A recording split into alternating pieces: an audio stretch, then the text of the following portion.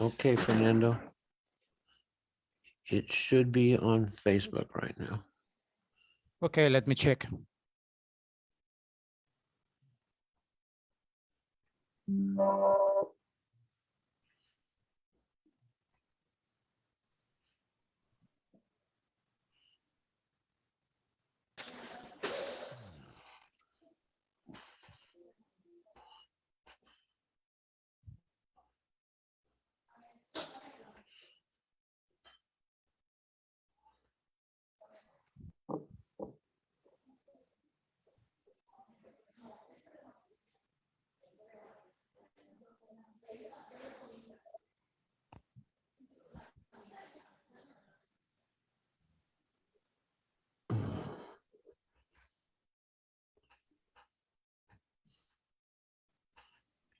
Hello, Marcos.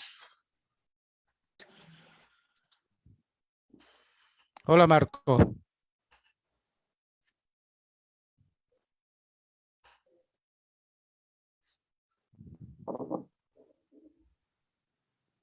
Fernando, this my screen indicates that it is on Facebook right now. Okay.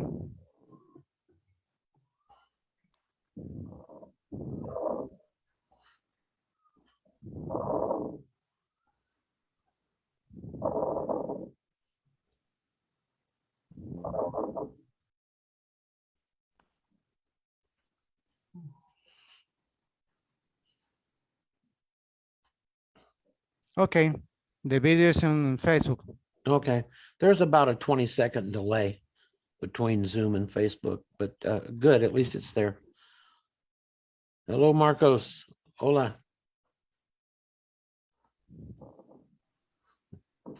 He's probably getting set up.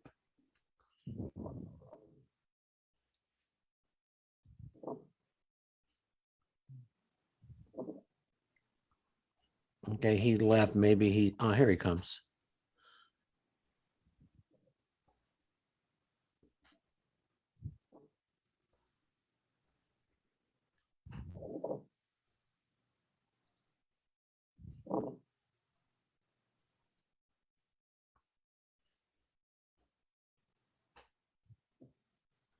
Hola. Hello, Marcos. Hello, Mike. How are you? Doing well. Say hello to Al in Espanol. Okay.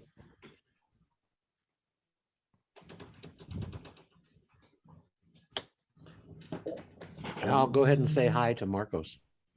Hola Marco, ¿cómo está? Muy buenas. Aquí me pilláis navegando.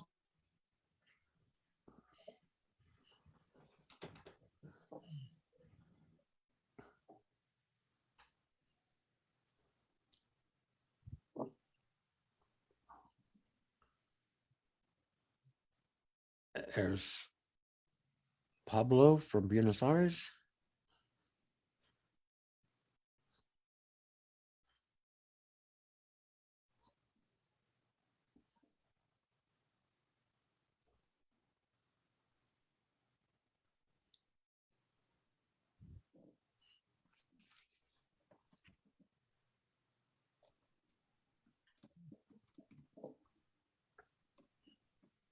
Okay, Fernando, are you ready for me to start?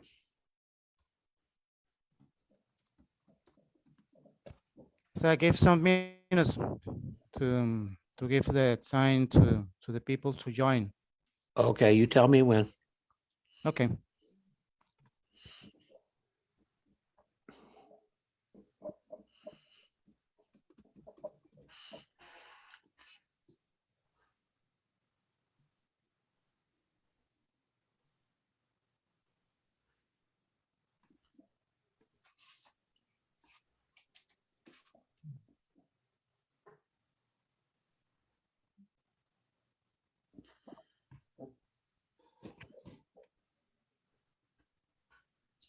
Probably getting set up.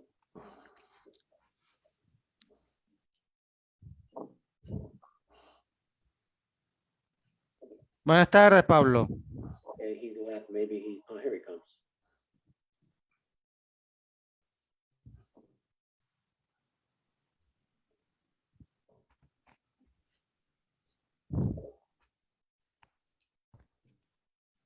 Buenas tardes, Pablo. Okay, he left, maybe he, oh, here he comes. Yep. It's my sound in Facebook.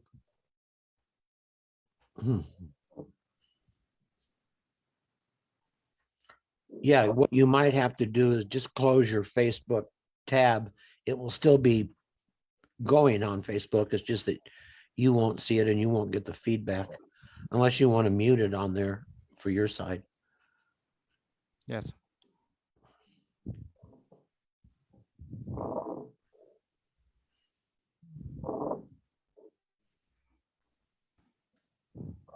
Buenas tardes a todos. Bueno, vamos a dar unos minutos para que todos podamos unirnos a la sesión.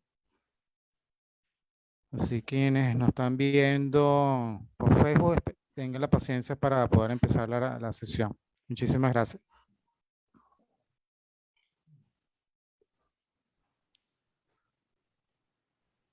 Bueno, Pablo, ¿cómo estás? ¿Cómo te ha ido? Yeah, he's muted. Sí, pero no está viendo. Para hablar un poquitico mientras empezamos la reunión. Okay, we should hear Pablo now. Hola, Pablo. Hola, ¿me escuchan ahora? Sí, perfecto. Está bueno. Alistado como siempre al pie del cañón para un personaje controvertido, ¿no? Sí, un personaje que Al otro, hay leyenda rosa y leyenda negra, ¿no? Y totalmente. la intención de este evento es precisamente ubicar al personaje George Custer como el personaje real, ¿no? Y su actuación durante la guerra Exacto, civil. exacto. Y quiero aprender del otro Boy General que no, la verdad no he tenido tiempo de leer nada. Así que vi que tú colgaste, subiste algo ahí a la página, pero no, realmente es desconocido para mí, no pude investigar nada, pero bueno, para eso entro para aprender, pero bueno. Y del otro supongo que habrá múltiples visiones diferentes, ¿no? Sí, exactamente.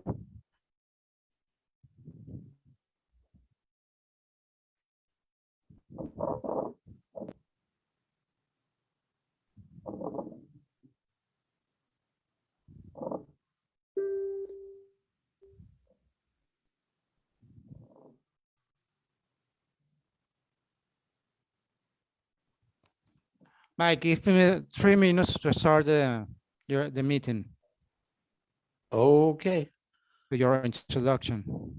okay. Do you want to introduce or do you want to translate what I say? I translate what you say. Okay, Don't worry. just tell me when to start.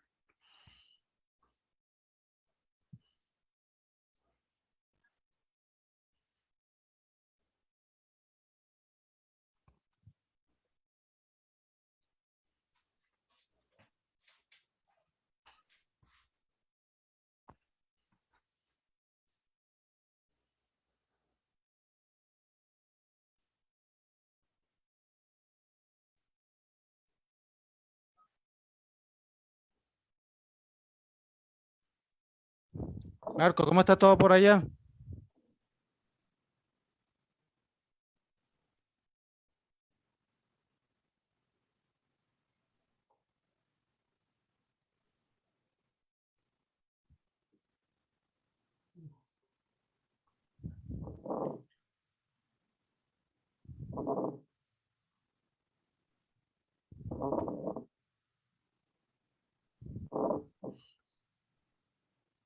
It shows that Marcos has his camera, but it doesn't show that he's got a microphone.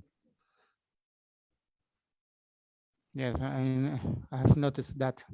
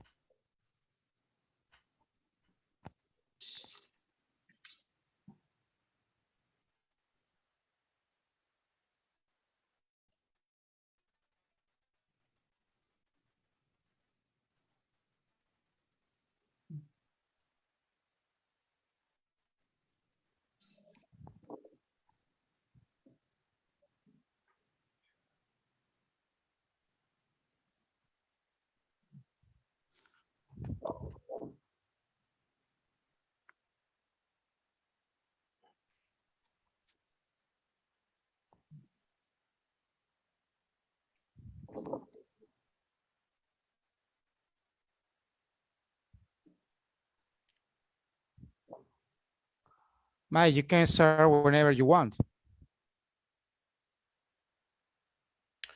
Thank you, Fernando.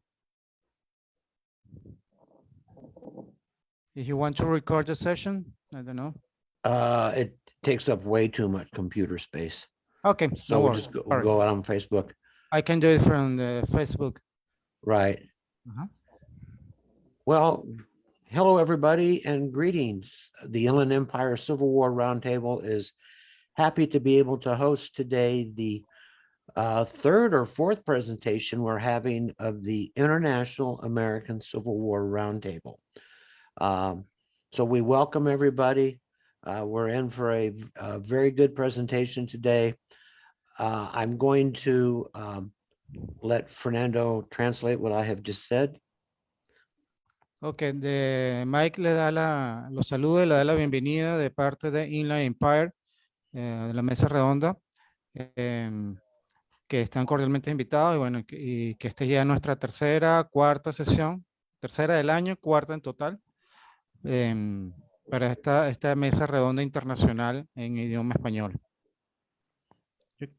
Okay, and Fernando, if you will remind everybody to mute their microphones when during our presentation, and remind them they can enter their questions or comments on chat. And if they have a question at the end, we will be unmuting the microphones, and then our speaker can take questions and answer them. Ok. Para las personas que están en Facebook, pueden hacer sus preguntas por el chat. Y para las personas que están dentro del salón de Zoom, les agradecemos desactivar el audio que está en la parte inferior izquierda, mientras esté la presentación de Adolfo. Y después de la conclusión de la presentación de Adolfo, empezaremos con las preguntas y respuestas, y ahí sí podamos activar el audio para hacer las preguntas directamente al conferencista. Okay, and before we start our speaker introduction, I will start off with a sharing of our musical entry. Just let me get this going here. Share screen.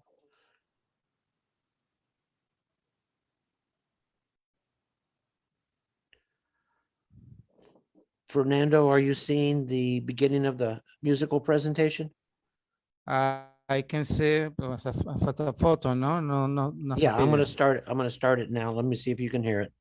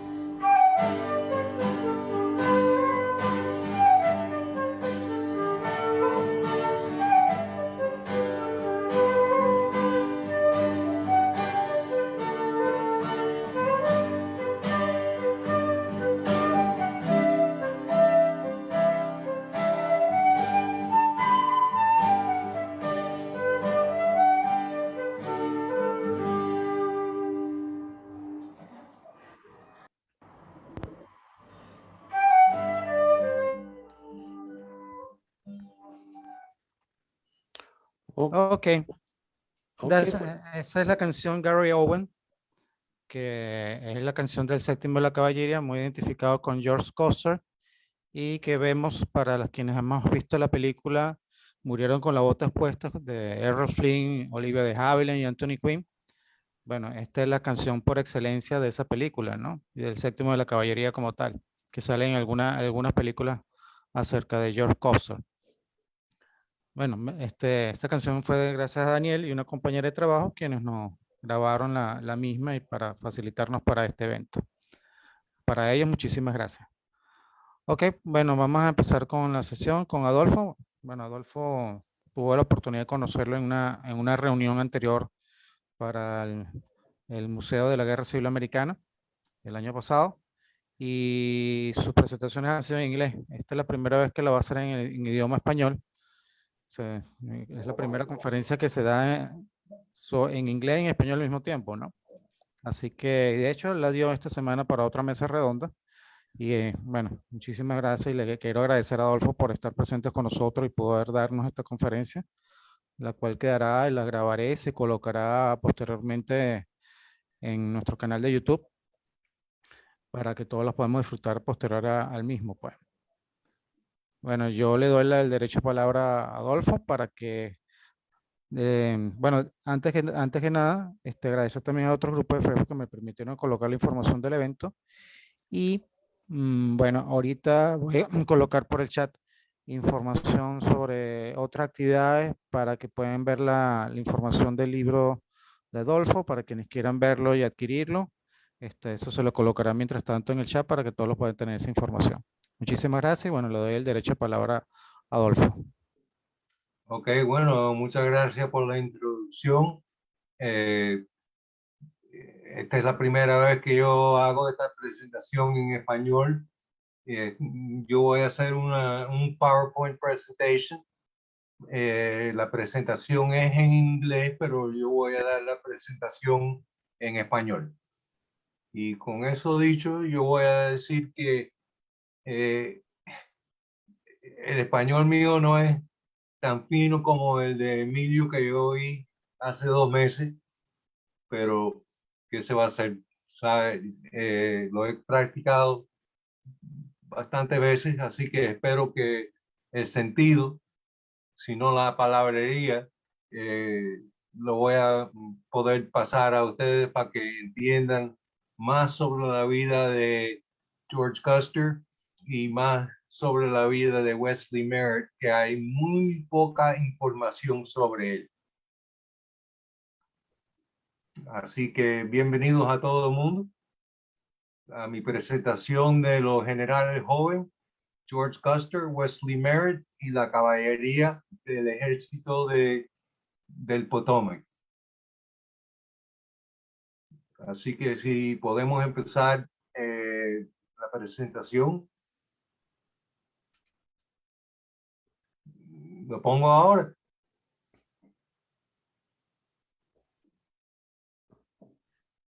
Al, Mike. yes, Ok. you want me to start allowing Al to share? Fernando, you're muted. Al, are you ready to share your screen? Yes. Okay, let me set you up for that. Okay, you should be able to. And I'll tell you when we have it like we had it before. Okay. Let's see which one I'm going to choose right here. Let's see how that goes.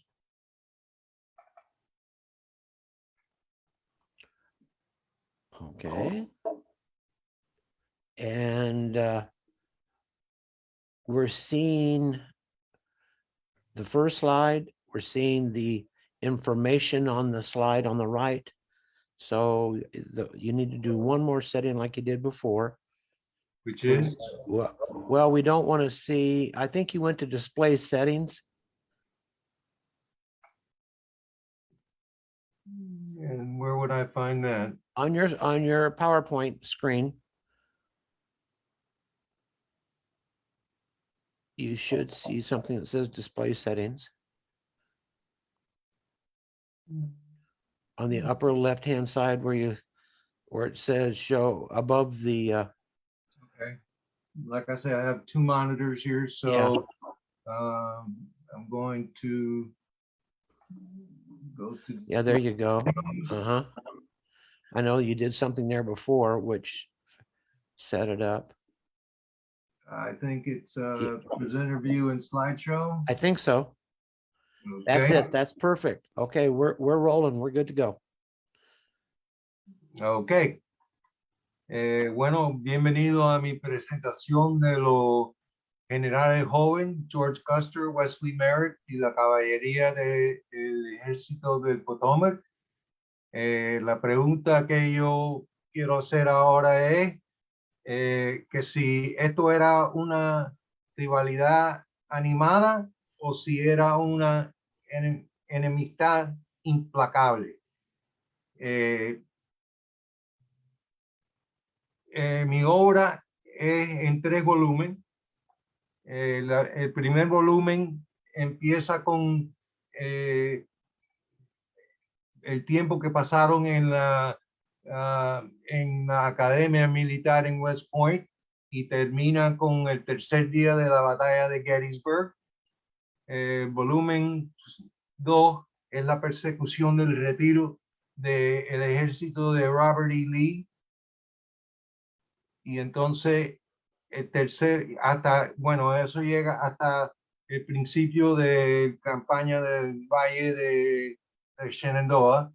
Y el tercer volumen es el término de campaña del Shenandoah hasta el final de la guerra y un poquito más después en Texas y Kansas, pero no mucho.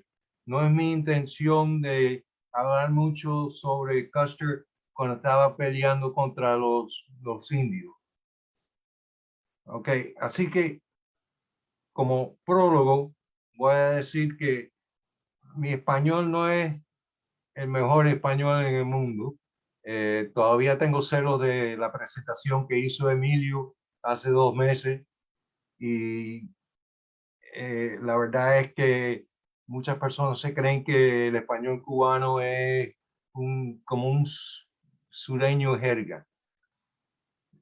Aquí se llama Spanglish, o sea, se cogen palabras en inglés o en español y se traduce casi directamente. Y por eso, perdóname si las cosas que digo no se entienden en el resto del mundo español. Para este grupo, yo he creado una presentación de PowerPoint especial. Estaba supuesto a hablar sobre volumen número 1, pero para este grupo también voy a introducir partes del volumen número 2, que es el retiro de Lee hasta la campaña de la Shenandoah.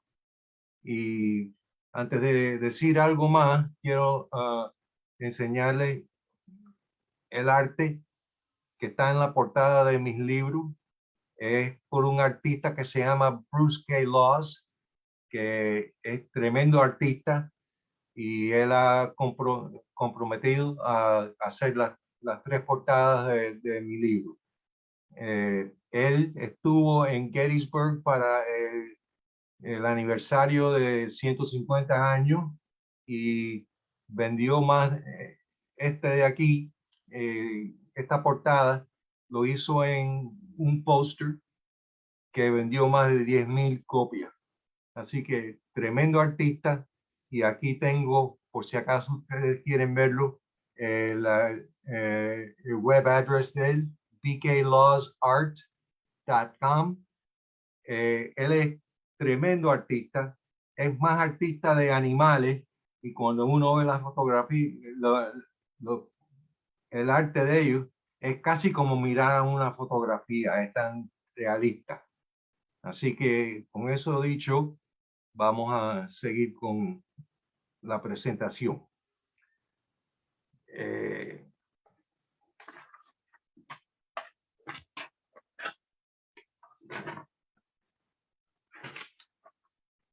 Esto es lo que yo llamo la batalla por el alma de la caballería, en el sentido que antes de la guerra, el modelo de caballería en el ejército de los Estados Unidos era basado en el modelo europeo. O sea, había caballería ligera, había los dragoons y el tercero no vamos a hablar de eso porque en realidad nunca tuvo éxito aquí en los Estados Unidos. Así que en estos retratos se ven que la caballería, los dragoons, estaban entrenados a pelear o a pie o montados usando la carabina. Y el de abajo es lo que se llamaban los hussars. Y los hussars eran la caballería ligera. El trabajo de ellos era reconocimiento del enemigo o parar el reconocimiento del enemigo a las fuerzas del ejército federal.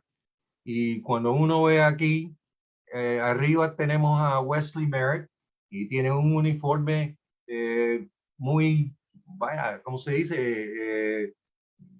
Los dos botones de Brigadier General, azul, nada, ¿sabe? Nada muy caprichoso.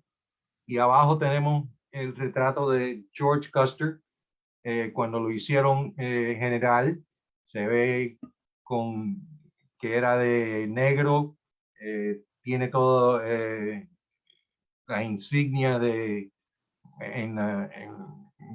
ahí y tiene la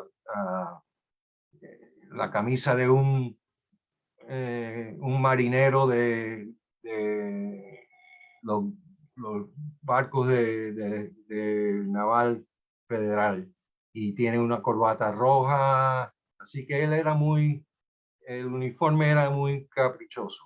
Y la razón por que yo digo que esto era la batalla por el alma de la caballería es porque estos hombres eran diferentes en temperamento, en carácter, y para la razón de este estudio es la filosofía táctica que los dos tenían, que era completamente diferente.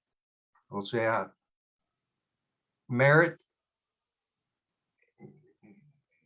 peleaba mucho de pie y Custer siempre estaba enamorado de la carga montada.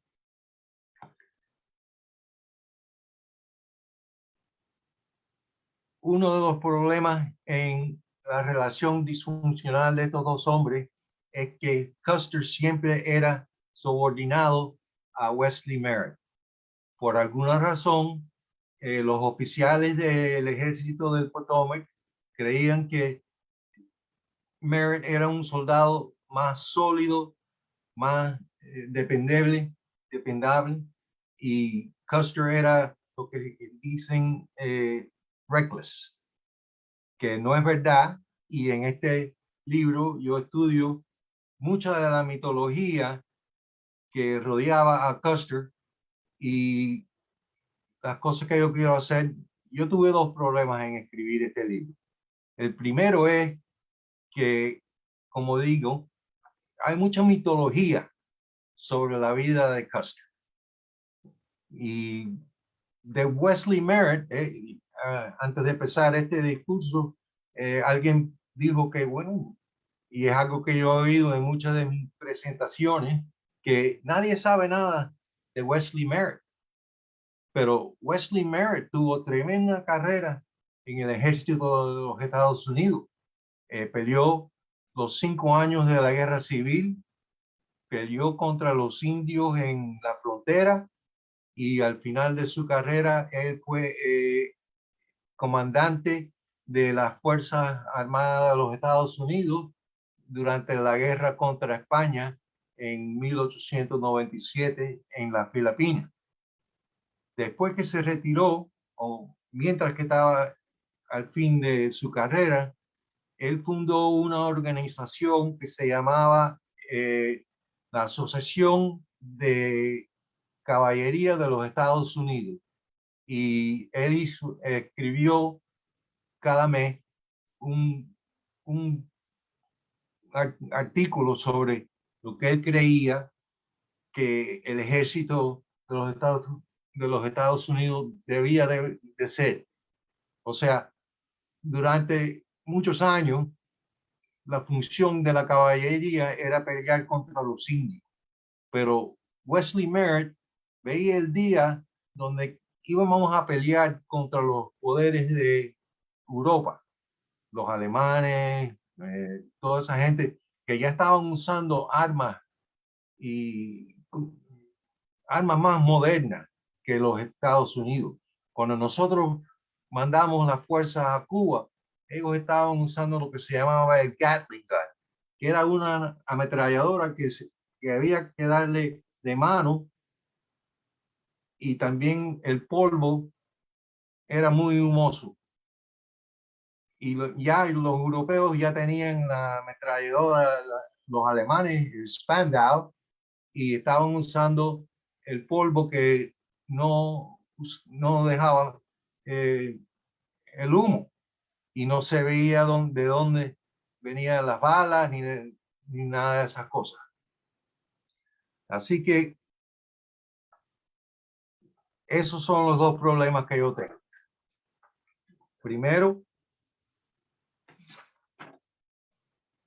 descreditar la mitología que rodeaba a Custer hasta que se murió en el Little Bighorn. Y el segundo es traer el enigma que era Wesley Merritt. En esta época, hasta hoy en día, nada más que ha habido un libro, una biografía sobre Wesley Merritt. Sobre Custer han habido cientos y cientos de libros, y cada año hay 12 o 13 libros escritos sobre él. Así que uno de los problemas míos fue cómo nosotros vamos a tratar a Wesley Merritt para que se entienda la clase de soldado que él era.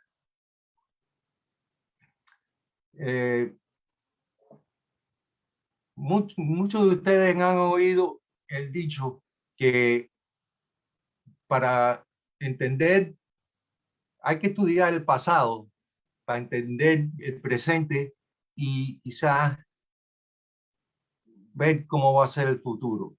Así que no, pero yo voy a empezar con el futuro y trabajar para atrás al pasado. Así que con eso vamos al próximo slide.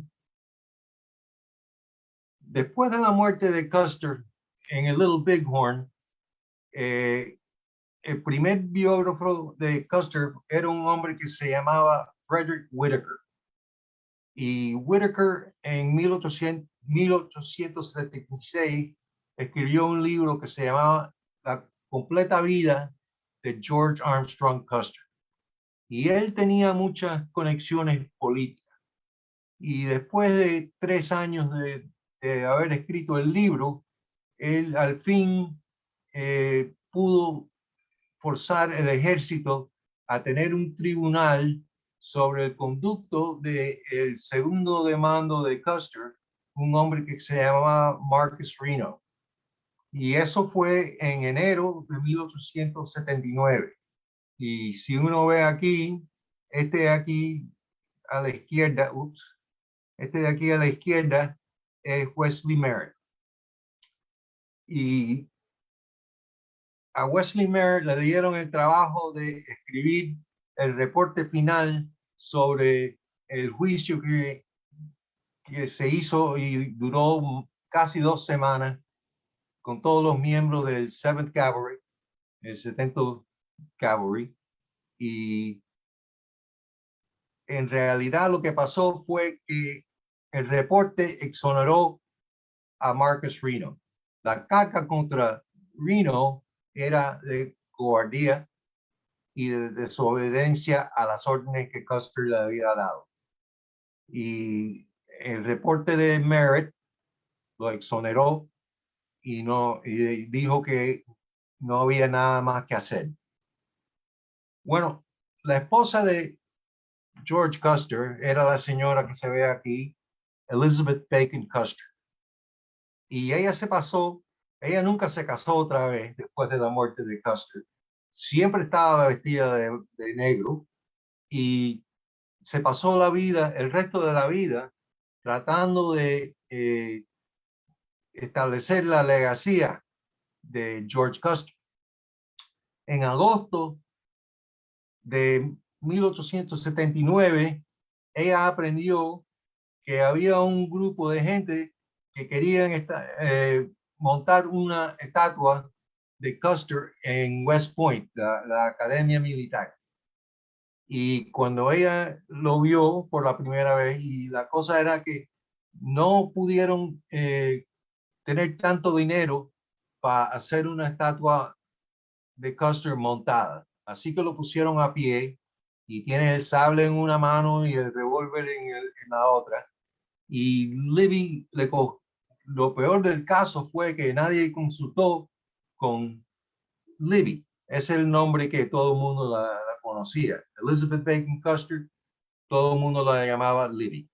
Y ella le cogió odio a la estatua y se pasó mucho tiempo tratando de remover la estatua de West Point.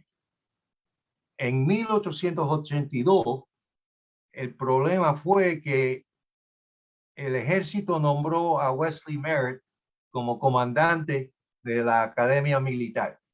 Así que el problema fue que la cosa entera se le cayó a él en el regazo.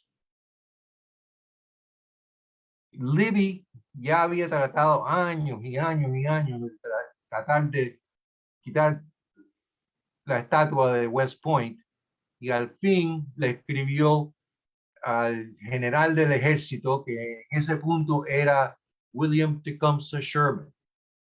Y ella le escribió y le dijo, hace años yo entendí, no por mi esposo, que el general Merritt era su enemigo. Cuando nosotros los entretenimos en la llanura, él había aparentemente ya conquistado su enemistad y celos. Pero cuando yo vi lo que había hecho en el tribunal de Reno, investigando el conducto de Reno, yo vi como el general Merritt de verdad se sentía con su compañero muerto. Al fin, en 1884, la estatua fue, lo metieron en una caja y lo escondieron y nunca, desde ese día, esa estatua nunca se ha visto. Lo único que quedó fue la parte de abajo y unos cuantos años después le pusieron un obelisco arriba. Y eso es lo que está hoy en día en el cementerio de la Academia Militar. Así que ahora volvemos al pasado. Yo nunca pude encontrar un retrato de Wesley Merritt en la Academia Militar en su uniforme de cadet. Él se graduó en la clase de 1860. En esa época, la Academia Militar estaba bajo el cuerpo de ingenieros y muchas de las clases eran matemáticas, ingeniería y fortificaciones. El secretario de guerra en esa época era Jefferson Davis, que iba a ser el presidente de la Confederación cuando la guerra empezó.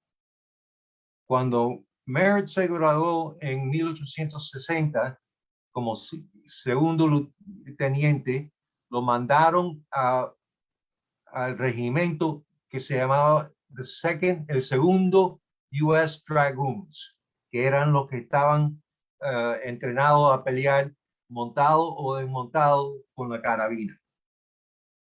El curso fue 5 años y fue el único curso en la historia de la academia que duró 5 años. Y lo que quería hacer Jefferson Davis era entrenar a soldados que podían pelear una guerra. George Custer se graduó de la clase de 1861. Que se graduó es casi un milagro. En esa época, uno tenía que tener, si uno llegaba a 100 deméritos, lo botaban del curso. Él en un año llegó a 99 y su carrera casi estaba acabada, pero para enseñar la clase de persona que él era, él se pasó el resto del curso sin un solo demérito y salvó su carrera, o casi salvó su carrera. En los últimos días del cuarto año de él estaba como oficial de la guardia y entraron los cadets nuevos, los nuevos estudiantes a la academia, y dos de ellos empezaron a pelear. Y en vez de parar la pelea, Custer se metió entre los dos y les dijo, vamos a tener una pelea entre los dos. El oficial del día vio la conmoción y vino y puso a Custer bajo arresto. Y entonces lo mandaron a una corte marcial. Pero la guerra estaba a empezar y la necesidad de tener oficiales que estaban entrenados como soldados lo salvó. Así que, mientras tanto, Merritt y el segundo Dragoons empezaron a salir de Utah, mucho fuera del oeste, y se demoraron más de 2 meses en llegar hasta el este, donde el ejército de Potomac iba a pelear. Custer fue directamente de West Point a Washington y entonces fue directo como parte del 5º Regimiento de Caballería a pelear en la batalla de First Bull Run. A mí me gusta decir, bueno, Custer nunca fue parte del ejército regular, con todas sus tradiciones, con la disciplina, con todo eso que era parte del ejército regular de los Estados Unidos antes de la guerra. Así que a mí me gusta decir que cuando él llegó al campo de batalla de First Bull Run, él vio el campo con los ojos de un niño. Él no tenía ninguna preconcepción de lo que era ser un regular. Y ya en ese momento, él estaba pensando, y hay una escena que él escribió en sus memorias que nunca fue terminado porque se murió en el Little Bighorn y nunca fue publicado. Y en un momento, él está ahí y él no sabe si quiere sacar el revólver o si quiere sacar el sable. Y al fin él dice, bueno, desde mis primeras nociones de un caballero, yo siempre lo vi usando el sable y clavando los cronos de su enemigo.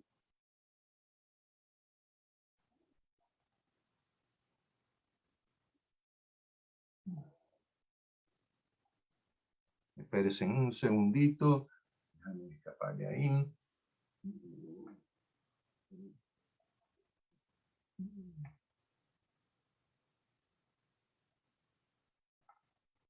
Wesley Merritt tenía 2 mentores. Los dos eran leyendas en la caballería vieja, o sea, la caballería antes de la guerra. El primero era el general Philip St. George Cook, que era el comandante de los segundos Dragoons. Y él estaba escribiendo un manual táctico y esto es ¿cómo se dice? Un paradojo, en el sentido que comandando un grupo de hombres que estaban entrenados a pelear a pie o montado con la carabina, él trató de escribir un manual táctico que usaba la carga montada con el sable. Así que en ese sentido era un paradojo, pero él era el ídolo de Wesley Merritt. El otro era John Buford. Cuando Merritt estaba con los segundos Dragoons en Utah, él estaba bajo la compañía de John Buford. En esa época, John Buford era un capitán. Y en los 2 meses en que se pasaron en irse para el este, John Buford me enseñó todas las noches hablando sobre el fuego, el campfire, sobre los rudimentos de las operaciones de caballería. Él le enseñaba, este es un punto de defensa, este es un punto de ofensiva, cómo cuidar los caballos para que pudieran marchar 50 millas cada día, lo que sea. Así que estos fueron los dos mentores de Wesley Merritt. Este es un retrato que se tomó durante la campaña de la península, cuando Custer estaba como parte de los ingenieros topográficos. Y en esta época, en esta parte de su carrera, él tenía la reputación de tomar mucho, y ahí se ve la botella de whisky, de vino, las botellas vacías, y también tenía la reputación de ser un hombre muy vulgar. 7 días después que esta fotografía se tomó, él estaba haciendo un reconocimiento en el río Chickahominy. Y ahí se ve con el general George Bernard, que era el jefe de los ingenieros, y él le dice a Custer, tírate para el agua y vea el reconocimiento del otro lado del Chickahominy. Custer, creyendo que a cualquier minuto alguien le iba a meter una bala, cruza el río y se pasa 15, 20 minutos en el otro lado. Mientras tanto, el general Bernard se estaba volviendo loco en el otro lado, diciéndole, vuelve, vuelve, vuelve. Y Custer al fin vuelve, y en reconocimiento de lo que había hecho, él lo llevó y lo introdujo al general George McClellan. Este era el primer mentor de George Custer. Y McClellan mira a Custer y le dice, tú eres exactamente la clase de hombre que yo necesito en mi estado mayor. Así que si quieres, yo te doy una posición. Y Custer dijo claramente que sí. Y desde ese día, él también tuvo como McClellan como ídolo.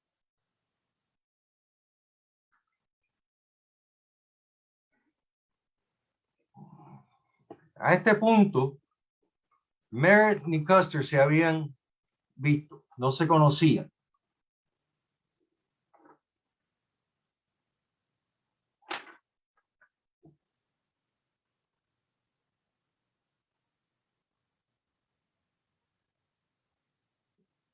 La cosa del ejército de Potomac es que los generales venían y se iban. Y en 1863, el general del ejército del Potomac era Joseph Hooker. Y él relevó al comandante del cuerpo de caballería, George Stoneman, y apuntó a Alfred Pleasonton como comandante de la caballería. A los días de haber hecho comandante, él le pidió a George Custer arriba y a Wesley Merritt abajo que fueran parte de su estado mayor. Y aquí es donde las primeras cosas se empiezan a poner disfuncional, vamos a decir. Habían 3 razones por las cuales eso pasó. Lo primero fue que en la batalla de Gaines Mill durante la península, el ídolo de Merritt, Philip St. George Cook, ordenó una carga de caballería contra los rebeldes. Y la cosa, depende de cómo uno lo ve, o fue un desastre o salvó al ejército, al cuerpo quinto, comandado por Fitzjohn Porter, general Fitzjohn Porter. Y Fitzjohn Porter escribió un reporte tratando de salvar su carrera diciendo que la culpa la tuvo lo tuvo Philip St. George Cook, y McClellan soportó a Fitzjohn Porter. Merritt nunca se olvidó que George McClellan había arruinado a Philip St. George Cook.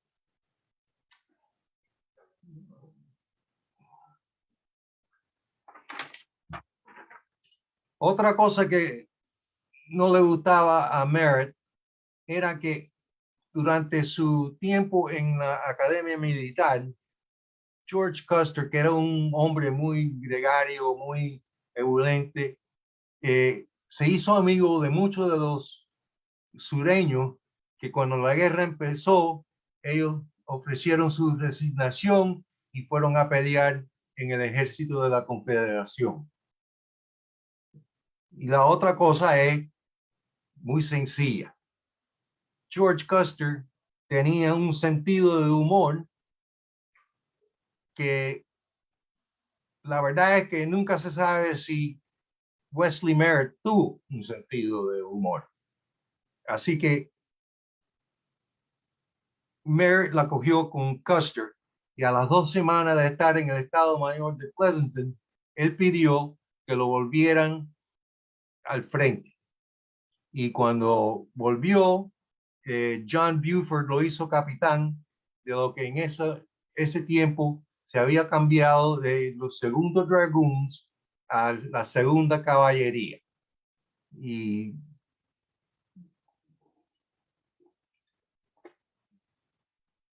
hay mucha evidencia, muchos cuentos que Merritt consideraba a Custer muy gregario, muy odioso y muy insufrible.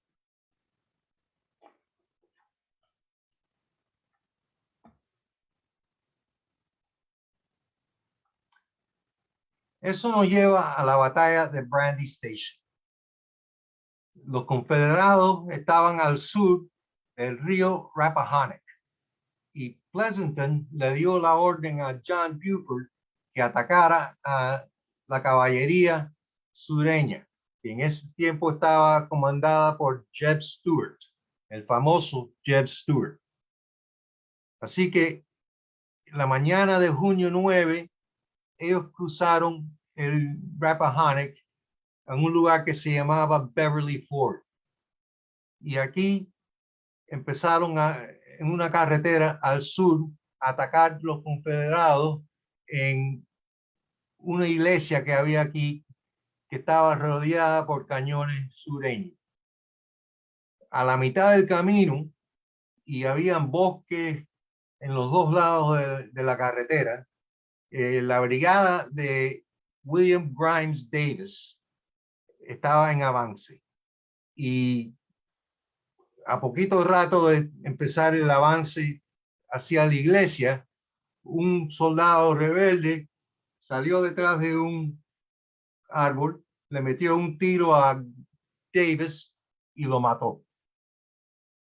Cuando uno habla de la mitología de Custer, esta es una de las cosas de que se habla.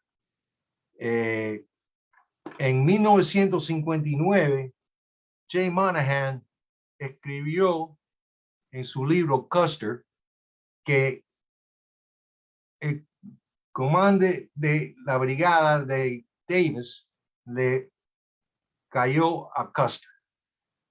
En 1967, D.A. Kingsley escribió que Davis le había dado comando de su brigada porque se esperaba que Custer iba a tener una carrera grande y que lo iban a probar a ver si podía con la responsabilidad de oficial alto. En 1996, Jeffrey Worth escribió su libro Custer y dijo que no hay ninguna razón para creer que este cuento era verdad. Y eso es, por ejemplo, mucho de la mitología, como empezó la mitología, la leyenda de George Custer. Hay eso que dicen que él capturó la primera bandera en batalla de los confederados. Y eso no es verdad. La primera bandera fue capturada por el regimiento de 5 Wisconsin y era la bandera del 5º North Carolina. Custer, que yo sepa, con todo el research que yo he hecho, nunca capturó una bandera del enemigo. El hermano de él era otra cosa. Él capturó 2 y le dieron la medalla de honor. 2 medallas de honor. Es uno de los pocos hombres que tiene 2 medallas de honor. Bueno, la carga contra los cañones en la iglesia fue un desastre. Y Buford entonces decidió irse para el flanco derecho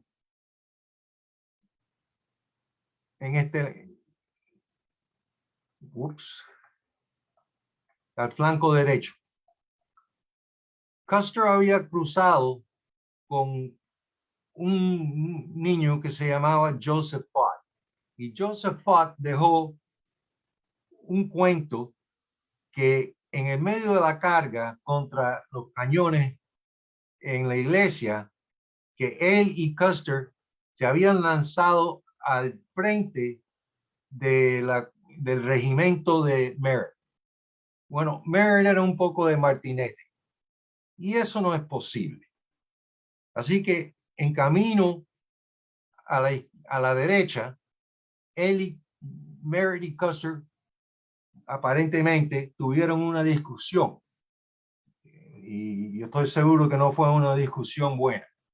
Así que cuando llegan a la derecha, encuentran aquí un muro de piedra donde están estacionados los rebeldes. Y hay cuentos de que Custer estaba ahí sonriéndose, bailando. Él quería ir. Pero cuando Merritt avanzó contra los rebeldes aquí detrás de la pared, Custer no fue. Así que algo pasó y eso es parte de lo que el problema entre Custer y Merritt. Aquí ya es cuando las cosas se empiezan a poner malas entre los dos. Después de Brandy Station, llegamos al punto donde empieza la campaña de Aldie, Middleburg y Upperville. Y aquí está Aldie. Y se ve que aquí hay una bifurcación de las 2 carreteras. Al norte hay el paso de Snickersville y al sur hay el paso de Ashby's Gap.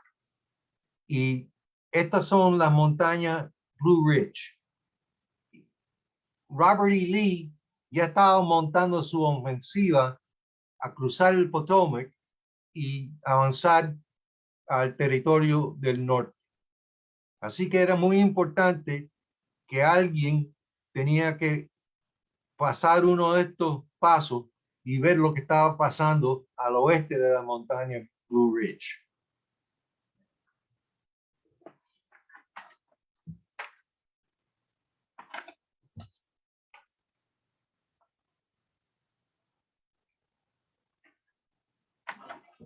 Bueno, la cosa es que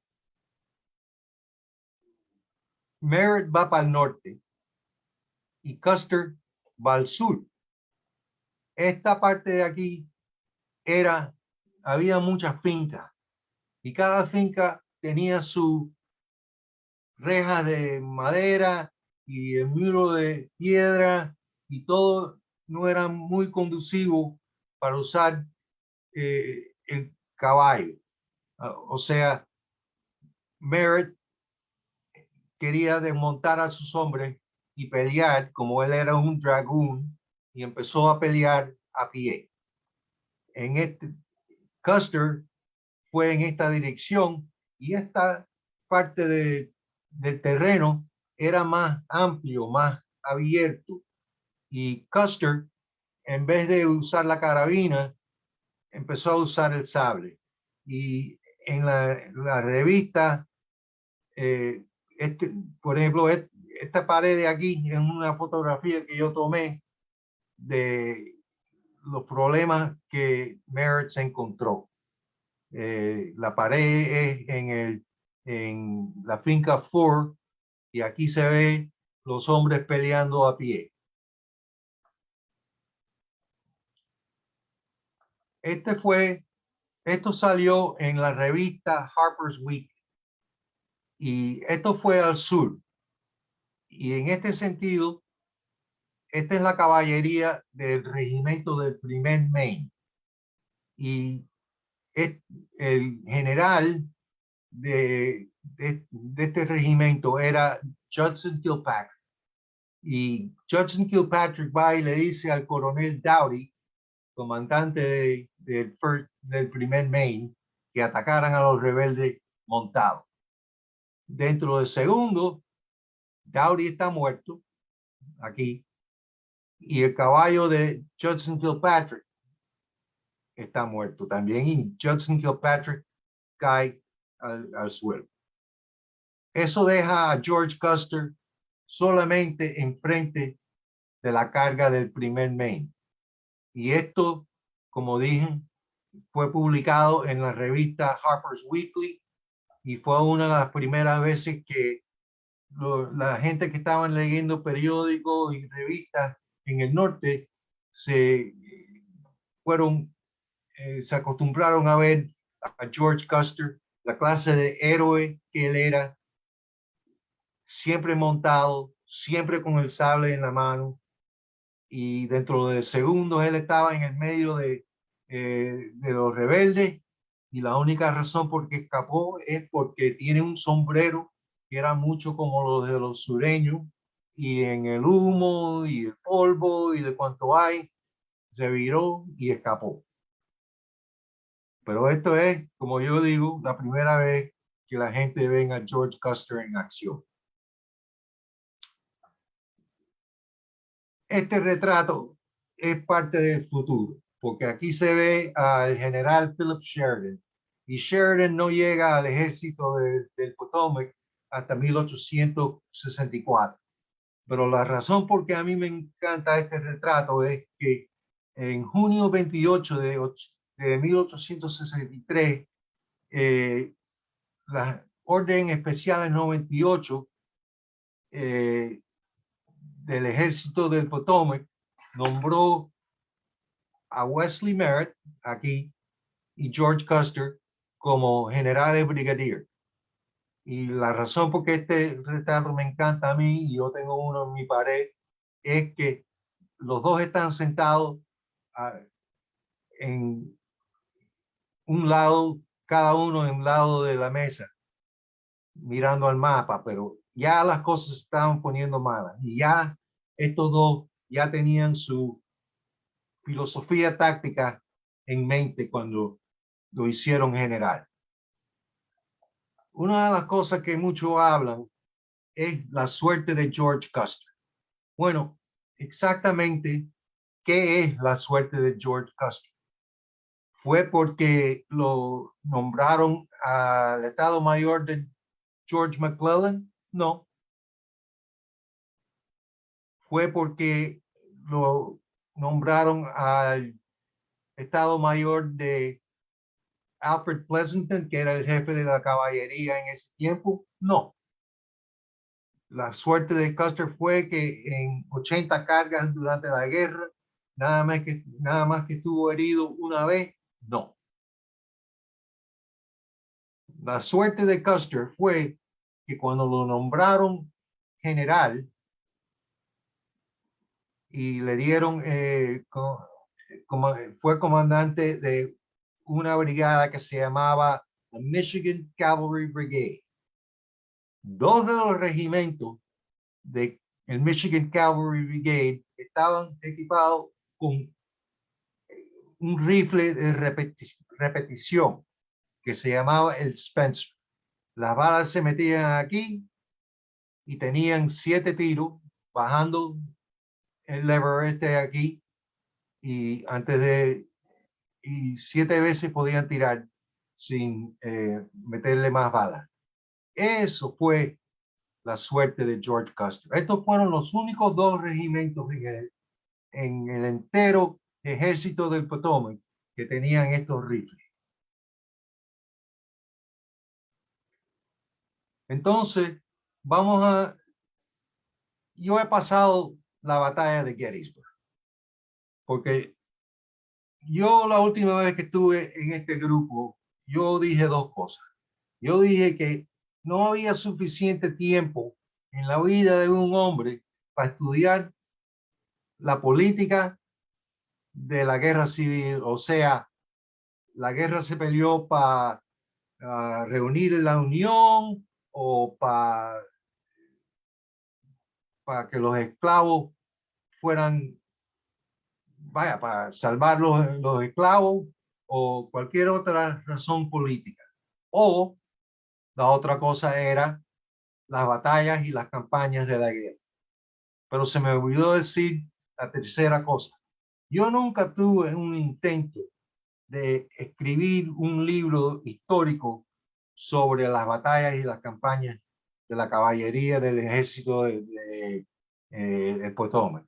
Han habido muchos historiadores que han escrito esos libros y yo no veía nada nuevo que yo podía contribuir al cuento que ya habían hecho todos estos hombres que yo admiro mucho.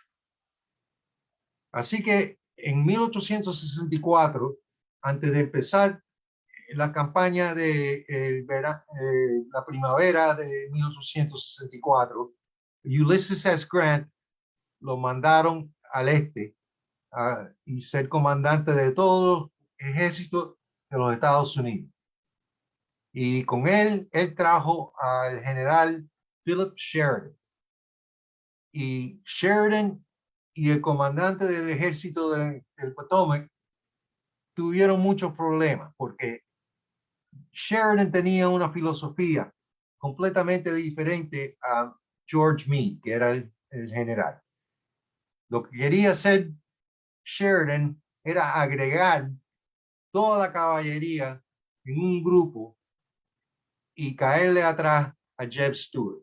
Los sureños siempre habían tenido la caballería en un cuerpo y eso es lo que quería hacer Sheridan. Así que él y Meade se metieron en tremenda batalla, tremenda pelea, y Meade fue a Ulysses Grant y le dijo, mira, esto es lo que ha dicho Sheridan, que él quiere caerle atrás a Jeb Stuart con toda su caballería. Y Ulysses S. Grant miró a Meade y le dijo, si él dice que lo puede hacer, que lo haga. Así que esta es la primera vez que la caballería del ejército del Potomac sale en un grupo atrás de la caballería sureña. En una acción en que, bueno, Sheridan había marchado atrás a asegurar la parte de atrás de su caballería y dejó a Custer solo enfrente. Y Custer cogió la oportunidad de atacar una estación de tren que se llamaba Beaver Dam Station. Y en Beaver Dam Station, él destruyó 2 locomotivas, 3 trenes y más de 100 carros. También 90 carretas que estaban ahí para llevar la comida y las municiones y de cuanto hay al ejército de Lee. Y también destruyó 8 y 10 millas de líneas telegráficas y también el track de los ferrocarriles. También quemó más de 200,000 libras de bacon y todo el equipo médico del ejército de Lee. Y este es un retrato de la estación que lo construyeron en 1866 Y esta es la manera en que ellos destruyeron los ferrocarriles. Esto era la madera que estaba llena de creosote y muy flamable. Así que ellos ponían las rayas de los ferrocarriles arriba, y cuando estaban bien calientes, los hombres lo cogían y los ponían a través de un árbol y ya no servían para nada. Bueno, la cosa es que en ese tiempo la caballería estaba comiendo lo que encontraban mientras que estaban marchando. Y cuando Merritt se enteró que Custer había quemado 200,000 libras de bacon, se puso bien dispuesto. Y llamó lo que él dijo gaucherie, que es una palabra francesa, pero estaba muy disgustado con Custer.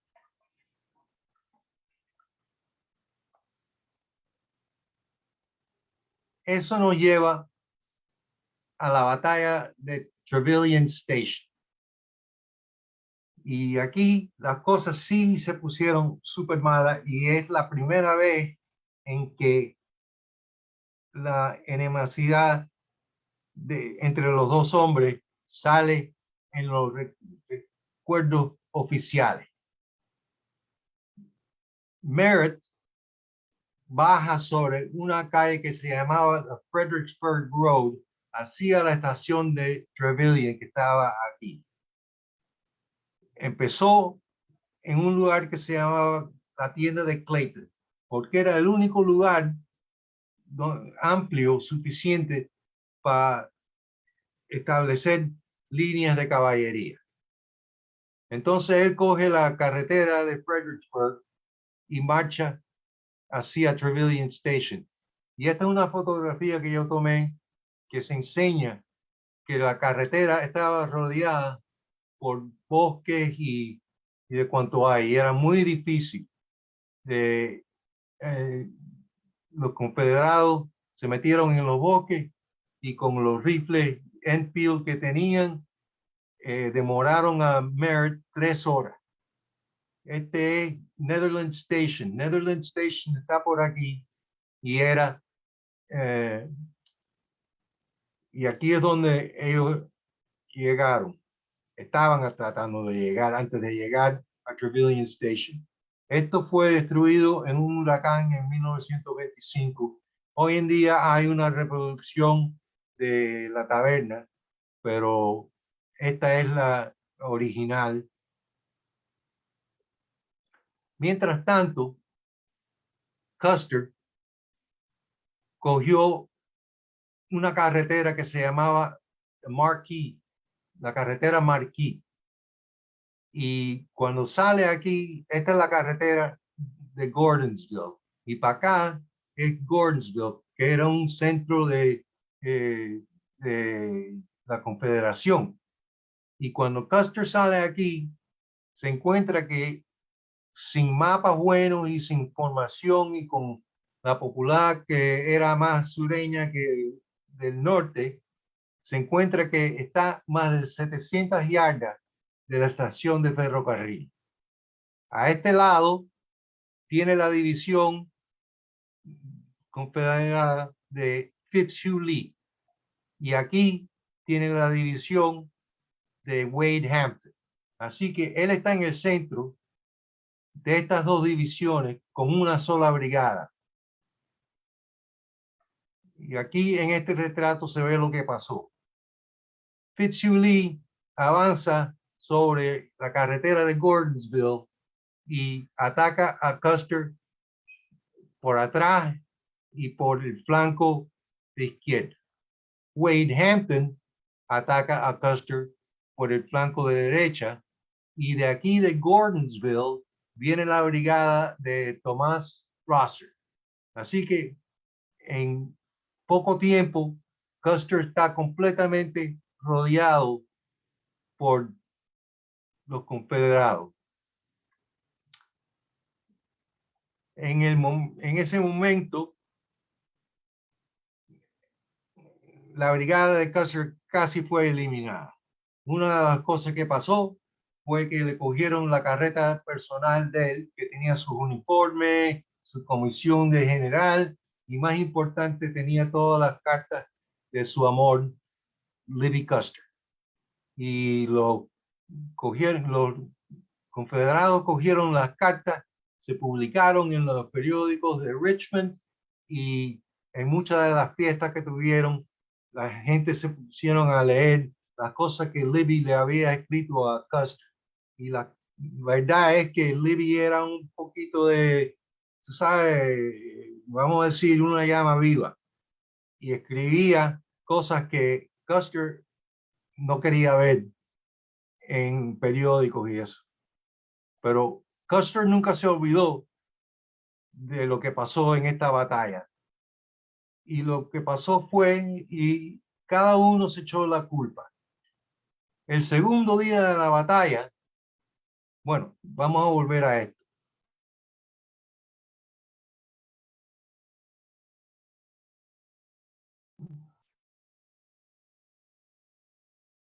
Bueno,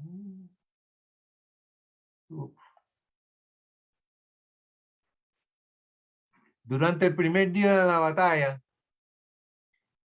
Custer, que estaba en el medio de todo, le dieron 3 o 4 balas que ya estaban gastadas, y una le dio en la cabeza. Y eso es lo que, vamos a decir, se quedó pasmado por la bala. Vaya, no lo hirió, no sangró, pero sí estaba pasmado. El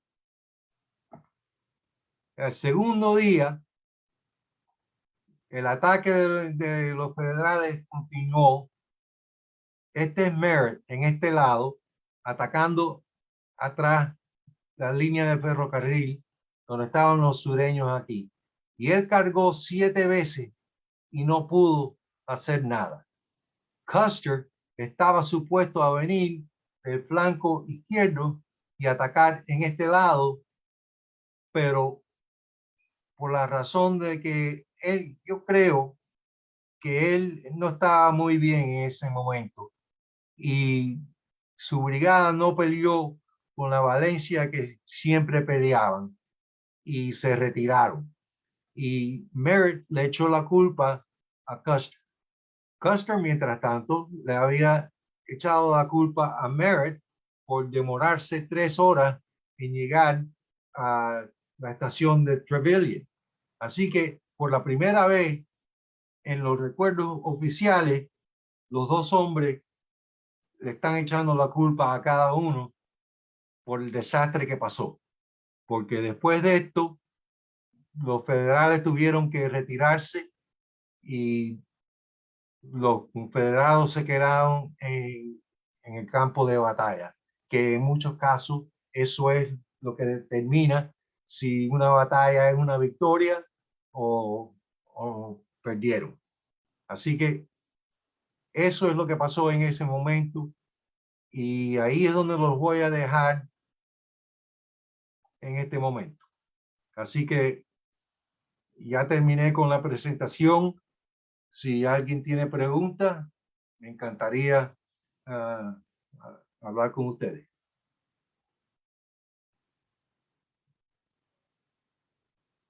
Fernando, ¿hay preguntas? Sí, bueno, muchísimas gracias, Adolfo, por esta excelente presentación sobre Custer y Merritt. Indudablemente Merritt no teníamos mayor información sobre él, prácticamente desconocido. De hecho, como tuvo una carrera larga, ¿no? O sea, incluso tuvo participación en la guerra española estadounidense, ¿no? Ya a finales del siglo también, o sea, cosa que la vida de Custer no fue tan larga así, pues. Obviamente conocemos que cayó fue en Little Big Horn.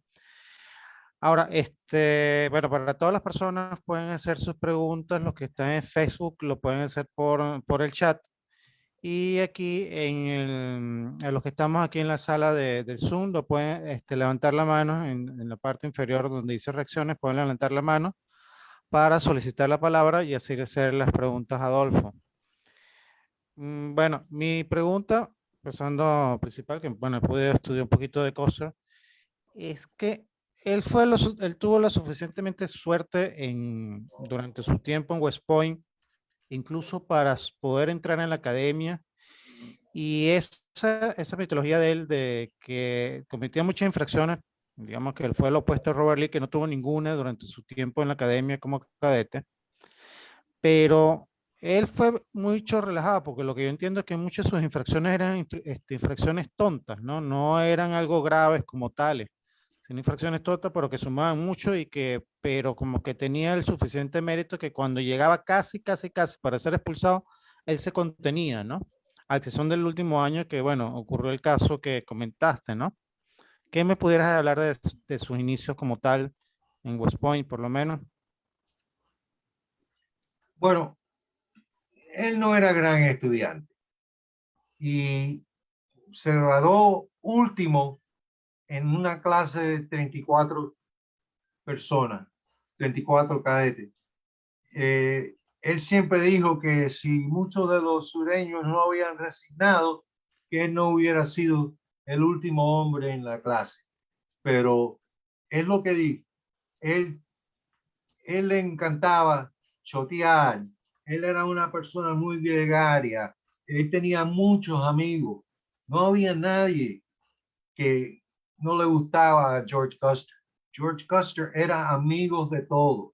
Y eso fue algo que cuando la guerra empezó, los hombres que pelearon bajo Custer le tenían un amor increíble.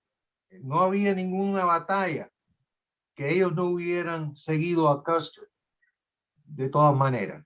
Y la cosa de Custer es que cuando él peleaba, él siempre era el primer hombre enfrente. Y tuvo la suerte que nada más que estuvo herido una vez en los 5 años de la guerra, pero los hombres de él, incluyendo el Michigan Cavalry Brigade, y después cuando lo hicieron general mayor, la tercera división de caballería, estos hombres siempre idolaban a Custer. Pero como estudiante, él no era gran cosa. Lo que él tenía era un ojo para terreno. Él tenía una agresividad increíble. Él nunca, cuando él le cayó al enemigo, él no paraba hasta que el enemigo estaba derrotado. Y eso fue lo que hizo el hombre. Ok. Otra pregunta que quisiera hacerte, por lo menos de la actuación de Custer durante la batalla de Gettysburg, ¿no? Aunque no lo comento porque tú dices, como tú dices, no hablas mucho de la batalla como tal, de la parte táctica como tal, sino hablas un poco más de las características personales tanto de Custer como de Merritt.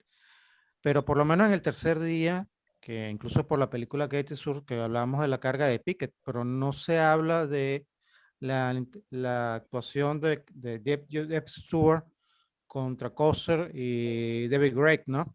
Quienes de alguna manera paran a Stuart y a los confederados, porque la intención era de alguna manera con la caballería entrar por detrás al cuerpo de ejército de Hancock y poderlos envolver. Qué cosa que no pudieron lograr los confederados y de alguna manera esa fue la razón del fracaso del último día de la batalla de Gettysburg para los confederados, ¿no? Porque algo que no conocemos del todo muy bien, ¿no?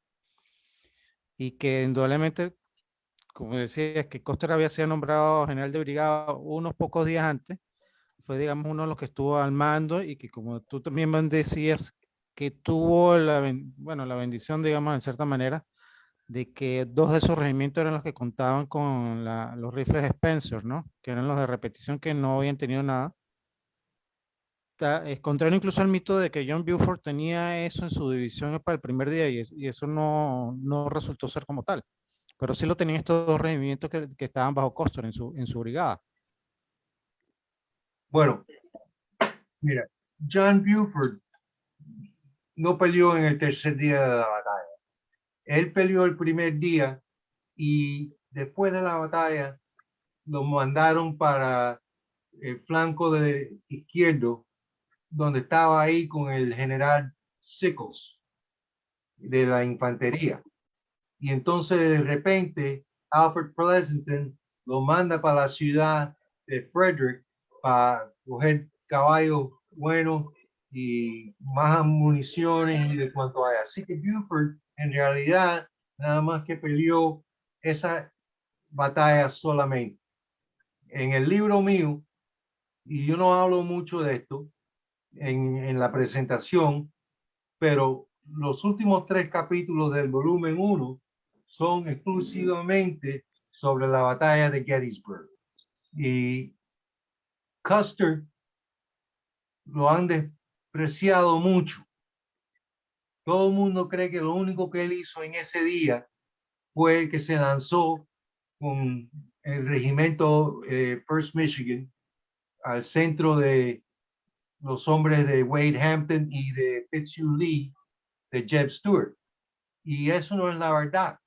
Custer estuvo en el campo de batalla a las 8 de la mañana y se pasó el día entero peleando en el flanco izquierdo contra los rebeldes que estaban en la finca de Rommel. Y de ahí él estuvo batallando el día entero y entonces al último momento, cuando al fin las brigadas, las divisiones de Hampton y de Fitzhugh Lee salen de los bosques, él se dirige con el primer regimiento de Michigan y se lanza hasta el centro de los confederados. Que no es que decir que él fue el único, porque los hombres de otra brigada, la de David Gregg, se lanzaron del flanco de derecha, mientras que los de Custer pelearon en el lado izquierdo. Así que cogieron a los confederados en los dos lados, y entonces Custer se lanzó por el centro. Y ahí fue como la batalla se acabó. Pero la cosa que quiero decir es que no es que decir que Jeb Stuart tenía un plan de atacar el ejército del Potomac por detrás, mientras que Pickett y Trimble y Pettigrew se lanzaron por el frente. Eso no es verdad. Eso nunca pasó. Stuart simplemente estuvo ahí y si la oportunidad pasó, él iba a hacer algo. Pero esa oportunidad nunca vino porque las divisiones de Hampton y de Fitzhugh Lee, sin nadie decirle lo que pasó, o de repente salen de los bosques y atacan a David Gregg.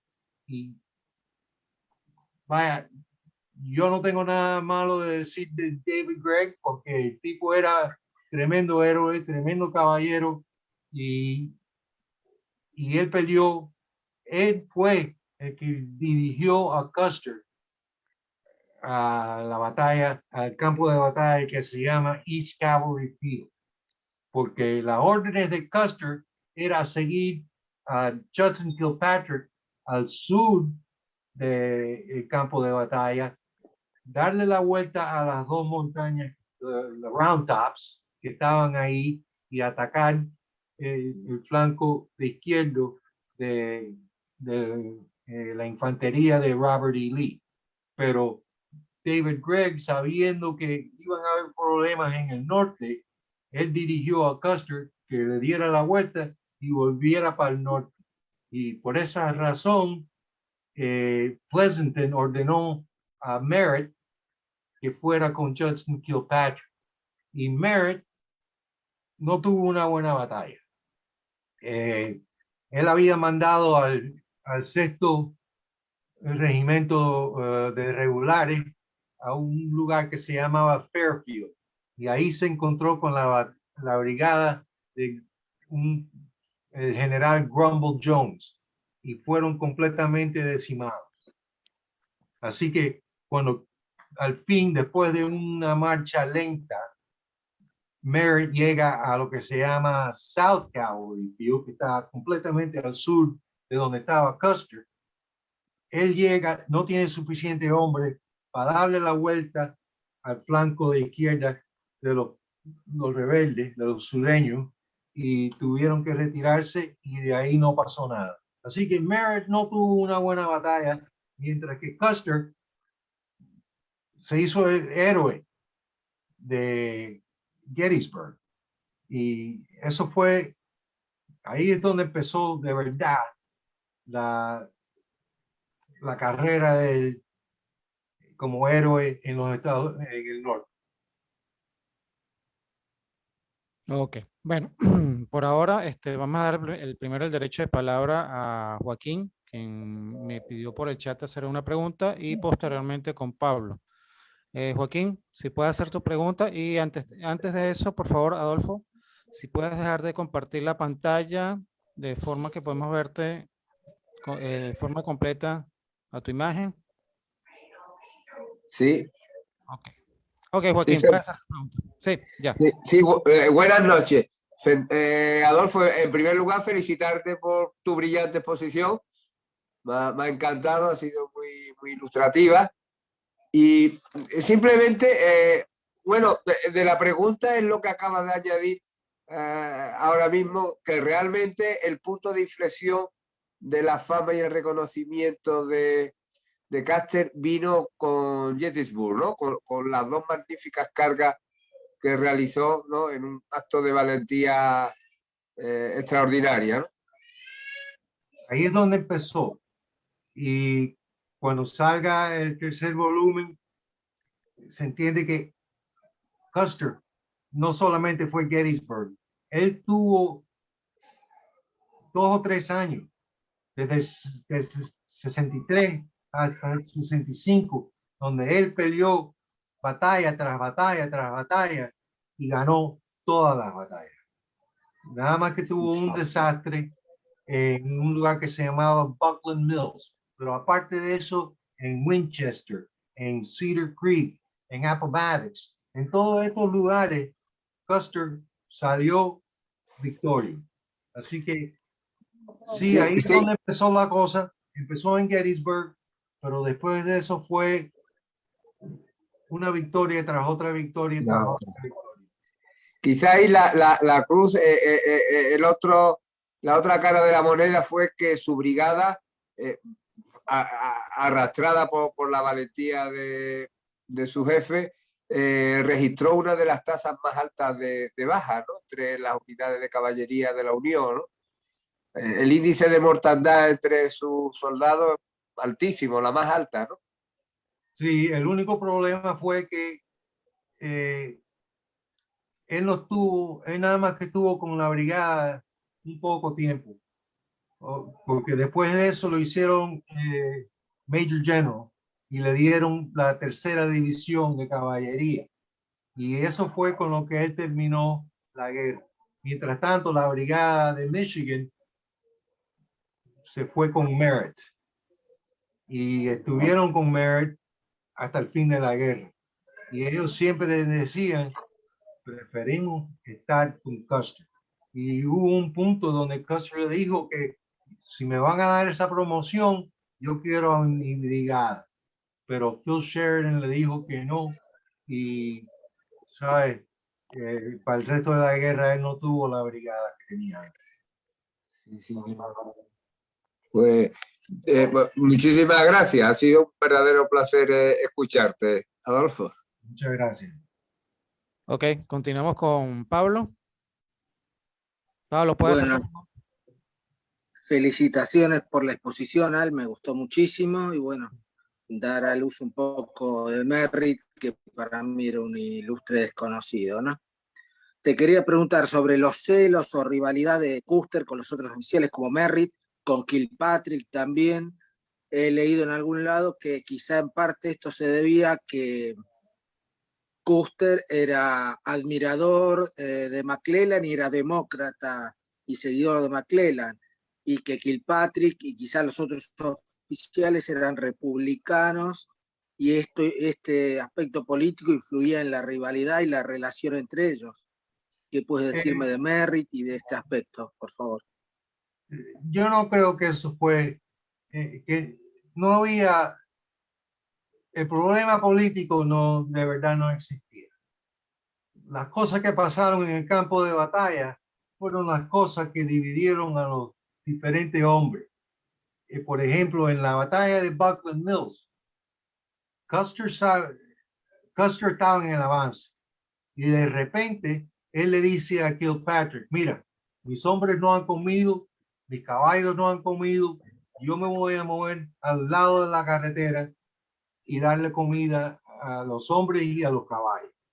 Y Judson Kilpatrick le dice a Custer, bueno, tú quédate aquí, pero yo voy a avanzar con la brigada de un socio que se llamaba Davis. Y Davis sigue para adelante y los rebeldes le caen arriba de mala manera. Y es un derroto completo. Y Custer cae en eso y él también se tiene que retirar. Y otra vez los confederados le cogen la carreta personal. Él dijo que lo único que no perdí fue mi cepillo de dientes. Pero aparte de eso, perdió todo. Y desde ese momento, él y Kilpatrick, la relación entre ellos dos empezó a bajar. Pero Custer no era la clase de persona que siempre no se olvidaba, no era. Él se encontró con Kilpatrick después de la guerra y estaban choteando y cuanto hay. Así que Custer no era esa clase de persona, pero con Merritt la cosa sí se puso muy fea. Y durante la campaña de Appomattox, Custer es culpable de insubordinación. Había una vez que Merritt viene y le dice a Custer, bueno, ya no tengo municiones y me tengo que retirar. Y si tú puedes, coge el avance. Y Custer le dice a Merritt, mira, termina tu trabajo. Y esas cosas pasaron regularmente. Durante la batalla de Cedar Creek, Custer cogió 19 cañones y casi 20 banderas de los confederados. Y después de la batalla, se reúnen con Phil Sheridan y Merritt le pregunta a Custer, bueno, Custer, yo estuve ahí también. ¿Por qué tú no me das un poco de crédito por uno de los cañones y uno de las banderas, etcétera, etcétera? Y Custer lo mira y le dice, si tú sigues pidiéndome crédito por las cosas que yo cogí, te voy a llevar atrás de la campaña y te voy a entrar a golpe. Y eso fue la cosa entre estos dos. Era tenían odio. Es una de esas cosas que, ¿cómo pasan esas cosas? Bueno, eran diferentes personas. Una cosa que siempre no le cayó bien a Custer era que él siempre era subordinado a Merritt cuando él creía que él era mejor soldado, que tenía más victorias que Merritt. Y él no sabía que al final de la guerra, Sheridan nombra a Merritt como jefe de la caballería. Y Custer está, bueno, ¿por qué no me nombran a mí jefe de la caballería? Yo soy mejor soldado, soy más victorioso, yo debo de ser el jefe de caballería. Y desde ese punto, las cosas se ponen feas y más feas entre los dos hombres hasta el final de la guerra. Y entonces después de la guerra, las cosas siguen, porque los dos siguieron en el ejército después de la guerra.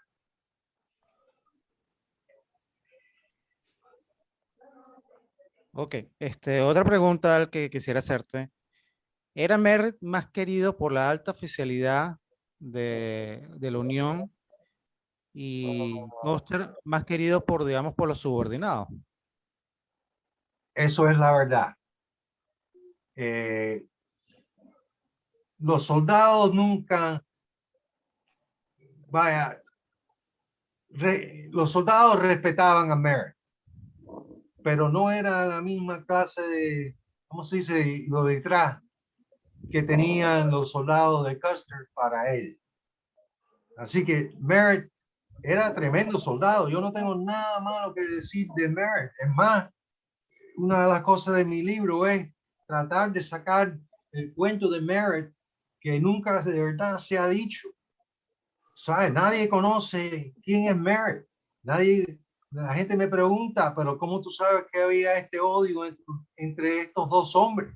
Bueno, es porque he escrito 3 libros sobre este tema. He estudiado, yo tengo en el segundo volumen, tengo más de 1000 citaciones de cosas que los soldados han dicho sobre Custer y Merritt. Así que, tú sabes, eh, había respeto. Y él era buen amigo de Phil Sheridan en el invierno del 64, cuando ya los dos ejércitos estaban acampados para el invierno. Sheridan y Merritt se fueron para Washington, D.C. Se pasaron un mes aquí tomando y viendo a mujeres y de cuanto hay. Así que sí, él era respetado más por los oficiales altos del ejército que Custer, pero Custer era amado casi por los soldados que pelearon bajo él. Ok, bueno, una pregunta. ¿No sienten, es lo que yo persiento, que hay un paralelismo en figuras ya del siglo XX, que Custer es más parecido a un George S. Patton y Merritt se parece a un Omar Bradley, por ejemplo? Vaya, es difícil hacer esa comparación porque yo tengo todo lo que ha escrito George Patton, todo lo que se ha escrito sobre George Patton. Y Omar Bradley para mí fue un general uno y cualquiera. Patton para mí era soldado. Y en ese sentido, hay un cuento en las memorias de George Patton en que él, y una cosa es que su gran abuelo murió en la batalla de Winchester comandando a los sureños, y él se va de vacaciones durante la guerra y vuelve al Shenandoah Valley a trazar los pasos de su gran abuelo. Y yo estoy seguro que él aprendió mucho de lo que Custer decía, porque lo que Custer decía era,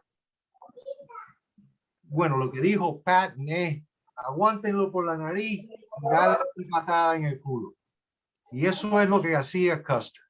Él usaba los rifles de repetición a aguantar a los sureños frente mientras mandaba a sus hombres montados alrededor del flanco. Así que en ese sentido, Patton y Custer son muy iguales.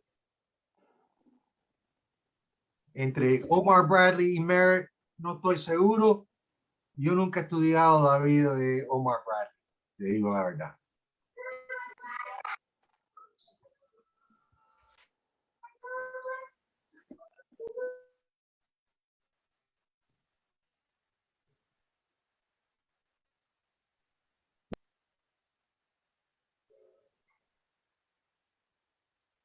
¿Algo más?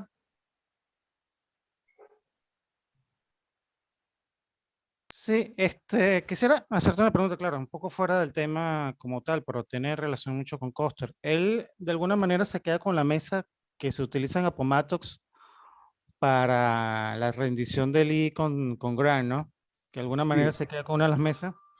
sí, eso es verdad.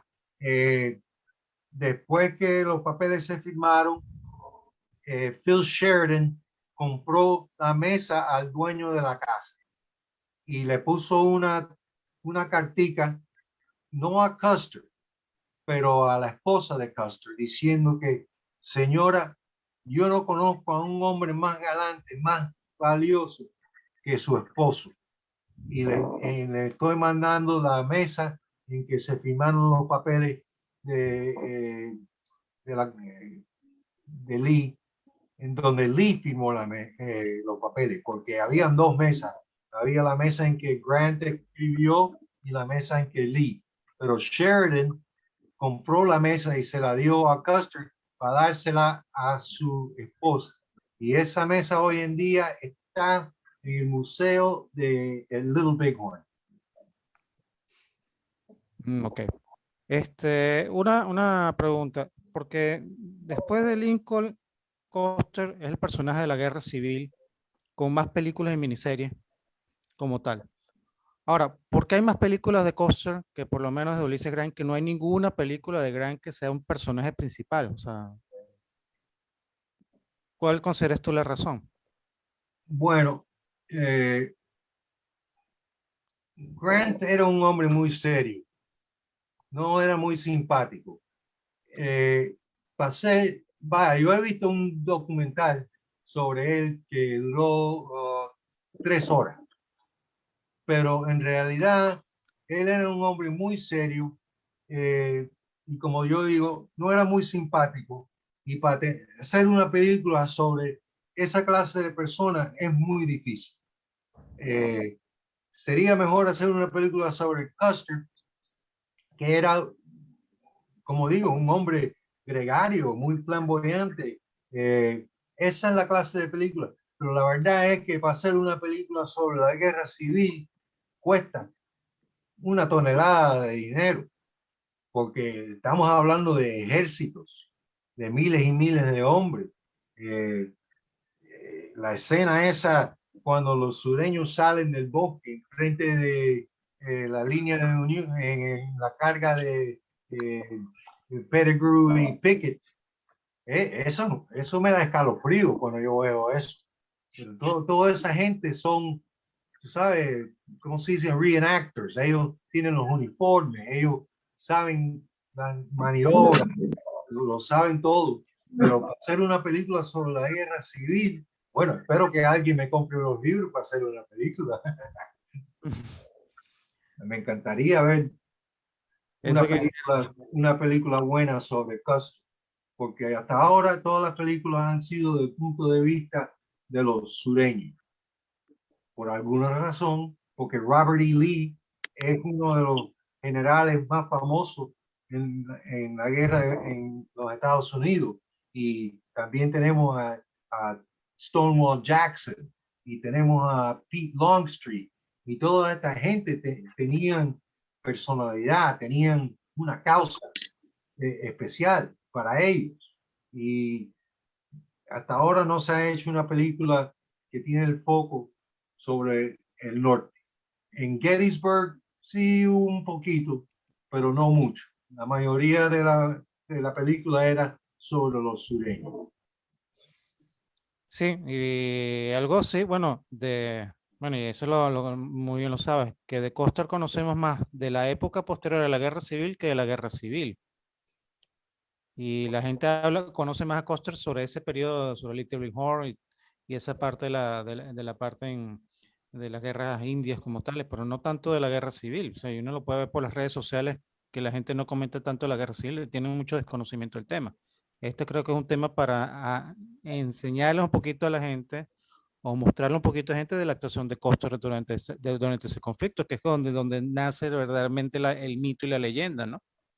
Bueno, lo que está pasando, lo que yo estoy viendo hoy en día, es que hay tanta gente que ya han escrito sobre la guerra de los indios que no hay mucho más que decir o escribir. Así que la gente que admiran a Custer, como yo vivo en Miami.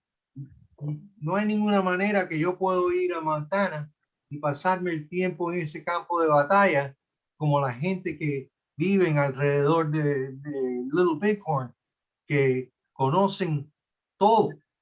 conocen hasta el último huequito en la tierra. Es increíble estos historiadores que han escrito sobre Custer contra los indios, que hay gente que no le queda más remedio que escribir sobre Custer en la guerra civil. Y lo que yo estoy viendo hoy en día es que hay más y más libros escritos sobre Custer durante la guerra civil. Uno de mis íntimos amigos es el historiador Eric Wittenberg. Y cuando yo lo conocí hace 25 años, él le tenía odio a Custer. Pero el otro día él publicó un libro que se llamaba 6 días de tremenda batalla. Y él habla de lo más bien de Custer. Y al principio, en el prólogo, él dice, uno de los errores más grandes que yo hice fue en no creer en la habilidad de Custer, la galantería de Custer y su táctica.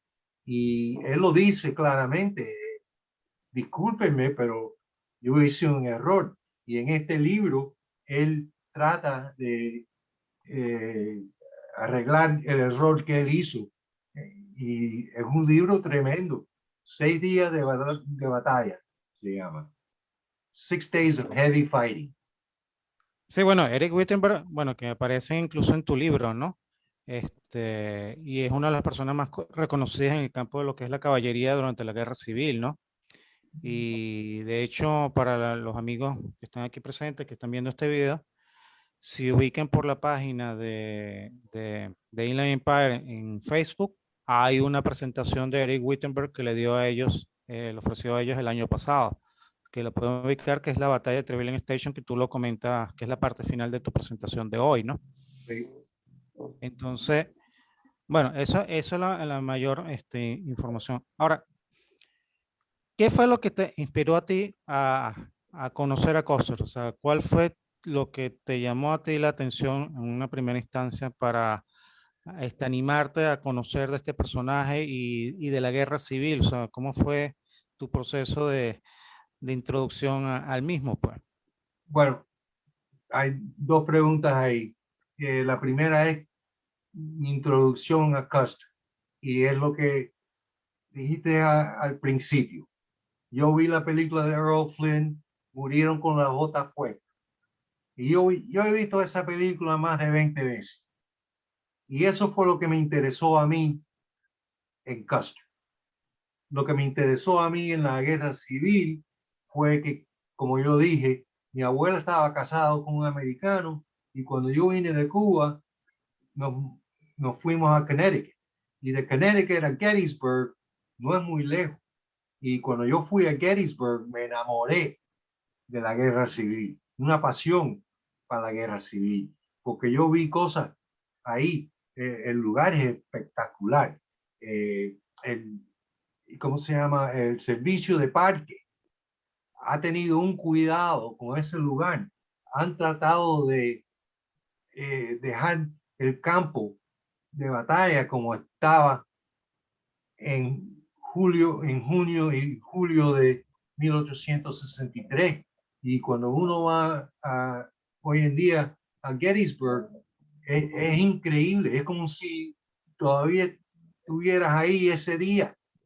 Tú ves las cosas, la fotografía, la gente va y ponen en Facebook fotografía de cómo lucía en esos días y cómo luce hoy en día. Y tú puedes decir, ay, yo he estado ahí, yo he visto eso. Es exactamente como estaba. Lo único que hoy en día es que las carreteras, tú sabes, son más buenas que las carreteras en esos días, pero aparte de eso, los árboles, el terreno, todo exacto a como estaba en esos días. Yo fui a un viaje que mi esposa y yo estuvimos en un grupo con uno gente del parque y empezamos donde está el monumento a Robert E. Lee y nosotros caminamos el campo entero hacia Cemetery Hill donde estaban los federales y cuando uno camina a ese campo es así, se ven instalaciones, los montes. Hay veces donde uno no puede ver donde estaban los federales, y cuando uno ve de los federales no se ve los sureños. Cuando uno está ahí es increíble. Han tenido un cuidado con ese lugar que eso fue lo que me empezó la pasión para la guerra civil. Fue mi primer viaje a los 14 años a Gettysburg. Ok. ¿Y ese campo de batalla lo veías muy parecido a como está hoy o incluso hoy está mejor que cuando fuiste en tu primer viaje a Gettysburg? Es mejor hoy en día porque sobre los años han crecido árboles, han crecido, tú sabes, ramas, matas, todas esas cosas. Y ellos, donde no habían árboles en esos días, ellos los han cortado. Así que cuando uno ve el campo de batalla, yo me paré en un lugar donde Buford estuvo y marcados estaban las dos brigadas de Buford. Pero cuando uno miraba hacia al este, lo único que había eran árboles enfrente de mí. Y yo decía, bueno, ¿por qué alguien va a querer poner a sus tropas aquí cuando no se puede ver nada? Pero todo eso ya lo quitaron todo. Y cuando uno se para ahí donde están las marcas, los monumentos a la brigada de Buford, uno puede ver el campo entero como estaba en esos días. El Peach Orchard, hoy en día tienen los árboles de peaches ahí. Así que han hecho un tremendo trabajo en poner el campo como estaba en esos días. Es el mejor ejemplo del gobierno haciendo algo súper bueno para el historiador. Sí, esto indudablemente la actuación de American Battlefield Trust, que inició como Civil War Trust, es importante porque ellos trabajan primero para comprar los terrenos a los propietarios de los mismos, para preservar los campos de batalla y colocar los campos de batalla tal como estaban para la época de la guerra civil, ¿no? Entonces yo creo que es el éxito de esto y creo que es la única guerra civil que de alguna manera se están preservando los campos de batalla en el mundo. Incluso si lo llevamos a España, no es el mismo caso, no se están cuidando los campos de batalla de la guerra civil española, por diversas razones, lo que sean. Y de Estados Unidos sí. Y yo creo que es algo que por lo cual el americano común le toma cariño a esa guerra civil.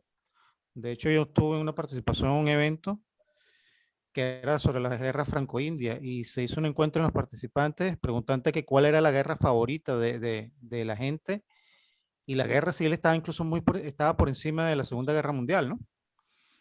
Y encima del resto de las guerras donde Estados Unidos ha estado participando, que son bastantes, ¿no? O sea, desde la guerra de independencia o de, de la guerra franco-india propiamente, la Primera Guerra Mundial, la guerra de Vietnam y todo ello. Y la guerra civil es la guerra favorita para discusión del ciudadano americano común, ¿no?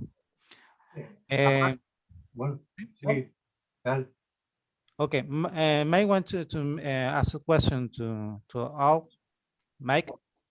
Thank you, Fernando. Al, two things. If you have a pencil or a pen available, if you could write down our Gmail address and send us your contact information. Okay, let me get a pen. Go ahead. It's very simple. It's just the letters IECWRT@gmail.com.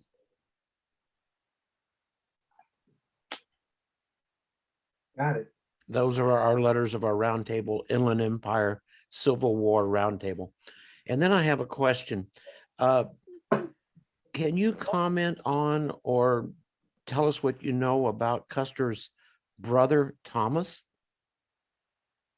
Other than to say that he was the bravest of the brave, that Custer would forever say that Tom Custer should have been the general and not he. In the closing days of the war, he captured 2 Confederate flags. One at one point in the capture of one of the flags, he was shot from cheek to cheek, must have knocked out a bunch of teeth. Custer, and he was ready to go back into the fray. And Custer had to arrest him, have him arrested to keep him from going back out into the battlefield. But Tom was as brave can be. Like I say, there's very few men that have 2 medals of honor in American history. He was just under the shadow of George Custer. And Yeah. now there finally is a book out on Tom Custer. If I could, if it's not too much trouble, could you repeat that in Spanish, please? Sí. Tom Custer. Vamos a decir que Tom Custer ha vivido en la historia bajo la sombra de su hermano. Durante los últimos días de la guerra civil, él capturó 2 banderas de los rebeldes.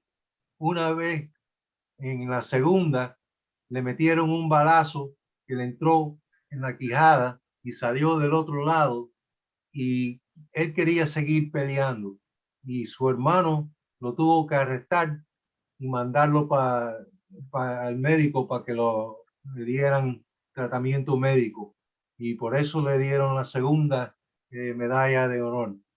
Pero él siempre ha vivido bajo la sombra de su hermano, pero su hermano siempre decía que Tom era el que debía de haber sido el general en vez de él. ¿Y ese hermano era mayor o menor que George? Era menor.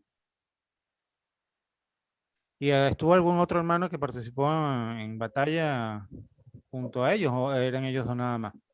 No, durante la guerra civil no, pero era muy joven, pero como se sabe, en el Little Bighorn, el nieto y otro hermano se murió, y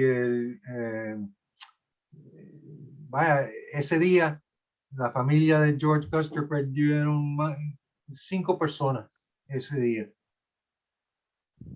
Nieto, hermano, 2 hermanos, ¿cómo se dice?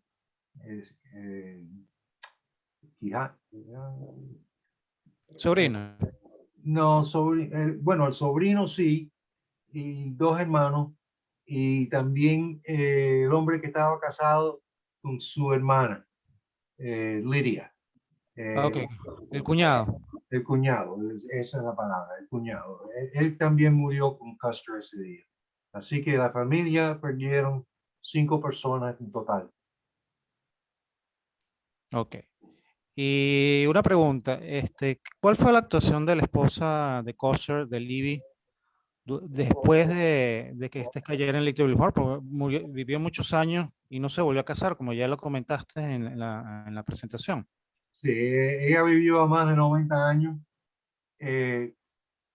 Nunca se casó, se pasó la vida entera tratando de establecer ¿cómo se dice? Legacy, la legacia de George Custer, pero también ella escribió 3 libros sobre la vida en el oeste, que hoy en día se consideran clásicos, libros clásicos sobre la vida en el oeste, en la época en que Custer estuvo ahí desde el 68, desde el 66 hasta el 76. Cuando Custer murió, ella tuvo que volver a Nueva York. Pero es lo que digo, estos 3 libros que ella escribió, ella era tremenda escritora, y el detalle de la vida en el oeste es increíble. Y como digo, los libros son clásicos. Perfecto. Una última pregunta me gustaría hacer es sobre, digamos, ¿cómo fue la relación de Custer con Grant durante la guerra civil, si la tuvo y posterior a ella, porque creo que no fue, como creo que tú lo comentaste, que no fue muy fluida y más bien tuvieron fricciones casi hasta los últimos días, ¿no? Yo no sé si la palabra es fricción durante la guerra civil, pero después de la batalla de Cedar Creek en el Valle de la Shenandoah, el secretario de guerra, Edwin Stanton, porque ese era un año de elecciones presidenciales y ellos necesitaban algo, tú sabes, necesitaban un evento para que Lincoln ganara la elección. Y Stanton manda a Custer a Washington con todas las banderas que él había cogido en la batalla de Cedar Creek. Y cuando están ahí en el departamento de guerra, Stanton porque trajo a todos los soldados con la bandera que cada uno había capturado y había más de 19 hombres ahí. Y Custer estaba en el centro, vestido en uniforme regular, completo, con el pelo corto, luciendo súper bien. Y Stanton se vira a los hombres y le dice, para enseñarle cómo oficiales buenos hacen gran soldado, yo voy a hacer a su general Major General. Hasta ese momento, Custer era un brigadier. Y entonces Stanton le dice, te voy a dar una promoción a Major General, 2 estrellas en vez de 1. Y Grant se entera de eso y le manda una carta a Stanton y le dice, ¿qué en rayos tú estás haciendo? Dándole una promoción a Custer antes de Merritt. Y entonces las cosas de verdad se pusieron, vaya, Custer nunca le cayó bien a Grant, pero el hombre podía pelear. Pero las cosas se pusieron súper malas muchos años después, en 1876, cuando Custer volvió a Washington ante de un tribunal de Congreso diciendo que el hermano de Grant era corrupto, que estaba vendiendo los derechos a los indios. Y Grant le dijo a Custer que ya, tú no te vas para Little Bighorn, porque Custer estaba supuesto a estar encargado de la columna entera. Y Custer esperó 3 días sentado afuera de la oficina de Grant y al fin Grant lo dejó entrar y él le dijo, por lo menos dame el honor de ir a la batalla con mis hombres. Aunque yo no esté encargado de la columna, por lo menos déjame ir con el regimiento mío.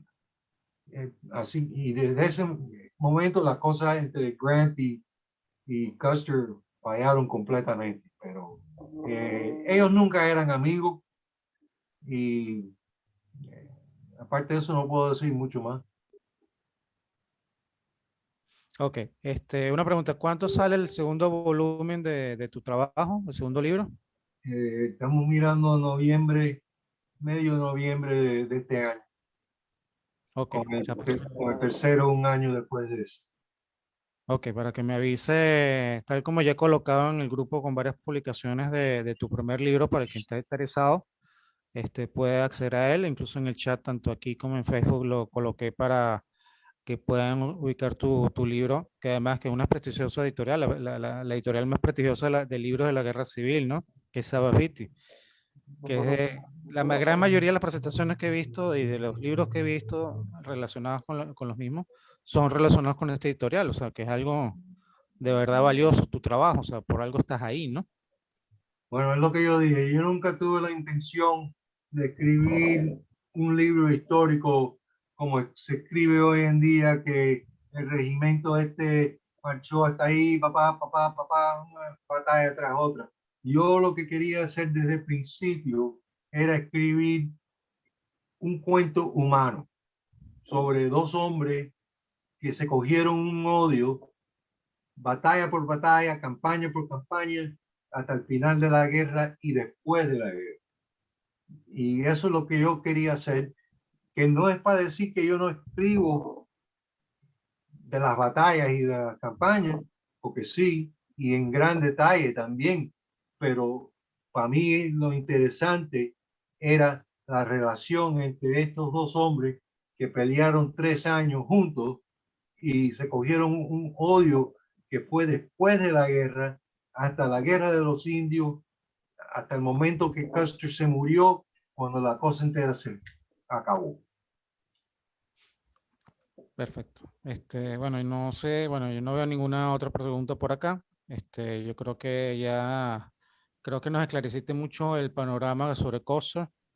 Esperamos ya tu próximo libro y será ya después que podamos tener otra presentación sobre otro trabajo tuyo. Aunque ya bastante nos explicaste ya porque nos llevaste hasta Trevelyan Station, ¿no? Que es donde creo que es donde termina tu segundo libro, ¿no? No, el segundo volumen se acaba más o menos en agosto de 1864 en el Valle de Shenandoah. Así Ok. que yo dejé una parte, yo nada más que quería llevar este libro hasta el momento donde las cosas entre Custer y Merritt se ponen oficial. O sea, se escriben en los recuerdos, los records oficiales de la guerra de las rebeliones, como se llama. Y en eso ellos dos escriben. Custer le echa la culpa a Merritt por demorarse 3 horas y Merritt le echa la culpa a Custer de que en el segundo día él no puso mucho esfuerzo y que por eso no pudo hacer nada. Y ahí es donde lo dejé, pero todavía hay bastante durante el segundo volumen que no he hablado sobre eso, y entonces tengo el tercero que sale en el 2023. Ok, bueno, yo creo que ya agradecerte por tu presencia en el día de hoy, por dar nuestra extraordinaria conferencia. Desde que yo la pude disfrutar la primera vez, como te dije, con el Museo de la Guerra Civil Americana el año pasado, yo siempre tenía pendiente de querer hacer un evento en español. Todavía no teníamos el grupo formado ni nada, estaba lejos todavía. Y hoy por lo menos pude por fin tener tu conferencia en español y que quería agradecértelo porque es la primera vez que hay un evento o una conferencia en español y en inglés, ¿no? Creo que es la primera vez, ¿no? O sea, el primer crossover, ¿no? Como se le llama, sobre todo a los cantantes, ¿no? Entonces, agradecerte por ese apoyo que nos has dado a nosotros y creo que, bueno, contar contigo para todas las experiencias que tienes. Igual cuentas con nosotros. Nosotros también como nuestro interés es apoyar y promocionar también a las personas que han trabajado, que tienen algún trabajo sobre la guerra civil, en este caso de los libros, de publicaciones de libros. Estamos a la disposición para cualquier cosa en futuro. Así que muchísimas gracias, Adolfo. Muchísimas gracias. Muchas gracias a ustedes. Y bueno, a los participantes, bueno, ya estaremos en la próxima oportunidad, en nuestro próximo evento, que es el día 10 de abril, que vamos a hablar sobre cine, televisión y la guerra civil americana. Okay. Entonces, ahí tendremos también, bueno, vamos a tener otra vez a Custer, sobre todo con Murieron con la bota puesta, que es una de las que quedó de las primeras, en los primeros puestos en las votaciones que hicimos una encuesta hace unos días, ¿no? Entonces, bueno, agradecerte tu presencia, agradecerle a las participantes. Nos vemos para el próximo domingo 10 de abril. Los horarios hay que verlos porque anoche en Estados Unidos cambiaron el horario. Dentro de 2 semanas están cambiando en Europa. En otros países creo que también más o menos en esa misma fecha están cambiando el horario, a excepción de países como Venezuela que no cambian su, su hora como tal, ¿no? Entonces, estaremos pendientes para el próximo 10 de abril y bueno, muchísimas gracias a todos por su participación. Ok, muchas gracias, todo el mundo. Saludos, como siempre, excelente. Muchas gracias. Sí, estupendo, una magnífica exposición, Adolfo, encantado. Fernando, buenas noches a todos. Hasta pronto. Buenas noches a todos. Buenas noches. Mike, so you want to say something to finish? Yes, Al, thank you very, very much. I'm anxious to hear your presentation in English. I was impressed with your slideshow. And I think the meeting went very well. I wish to thank Fernando for putting it together. And I look forward to our next meeting. Can I ask you just one question, Mike? Yes, sir. Where are you based out of? We're in Southern California. Okay, Our round table is headquartered in Redlands, California. At the site, oh, hope you could hear all of that. At the site of the Lincoln Memorial Shrine. all right. My wife is from California. We go out there quite often. Maybe one day we can get together and talk. If you're ever in Southern California, close to our area, I'll be happy to give you a tour of the shrine. Okay, great. Thank you very much. Thank you, sir. Bye. Mike, would you like to talk about the Alliance of the Southern California Civil War Roundtable? It's a good opportunity. Yes, Al. A lot of the roundtables throughout the country are experiencing a problem with declining membership, how to attract new members, how to retain members, how to get younger people. And we're all suffering from the same disease, basically. So what I decided to try to do in Southern California is to reach out to our 5 roundtables. There were 6 located in Southern California, and to create an alliance of those roundtables where we would share best practices, where we would commiserate with our problems and find ways that we could improve each of our tables by sharing our knowledge and our expertise, if we have any, and supporting each other to the best that we can. And this is a relatively new endeavor. Actually, we will be having our second alliance meeting with the leadership of those roundtables in the next 2 weeks. And we're working towards being able to put on a single Zoom program that would be streamed to, or be invitations would be sent out to all of the members of all of the 5 roundtables. So we're trying to do a lot, and we've put together a website. It's called SoCalCWRT.org.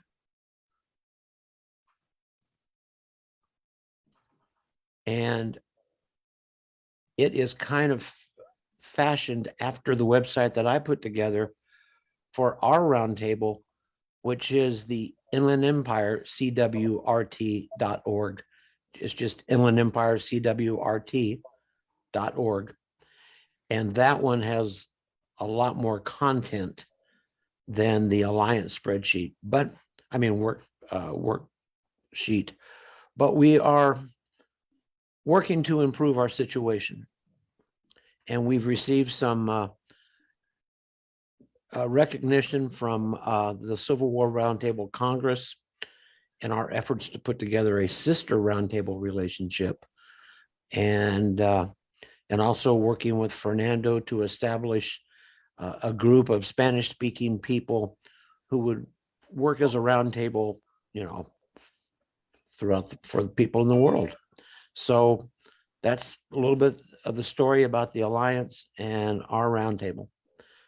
I appreciate it. And like I say, hopefully one day, as a matter of fact, like this late March, we're going to LA for a wedding. But, we always include California in our plans for the year. So who knows? Who knows? Yeah, we're halfway between LA and Palm Springs, right on the 10 freeway. So Okay. be happy to meet you sometime. All right, Mike. Pleasure meeting you. Yes, sir. Thank you. Thank you. Fernando, thank you.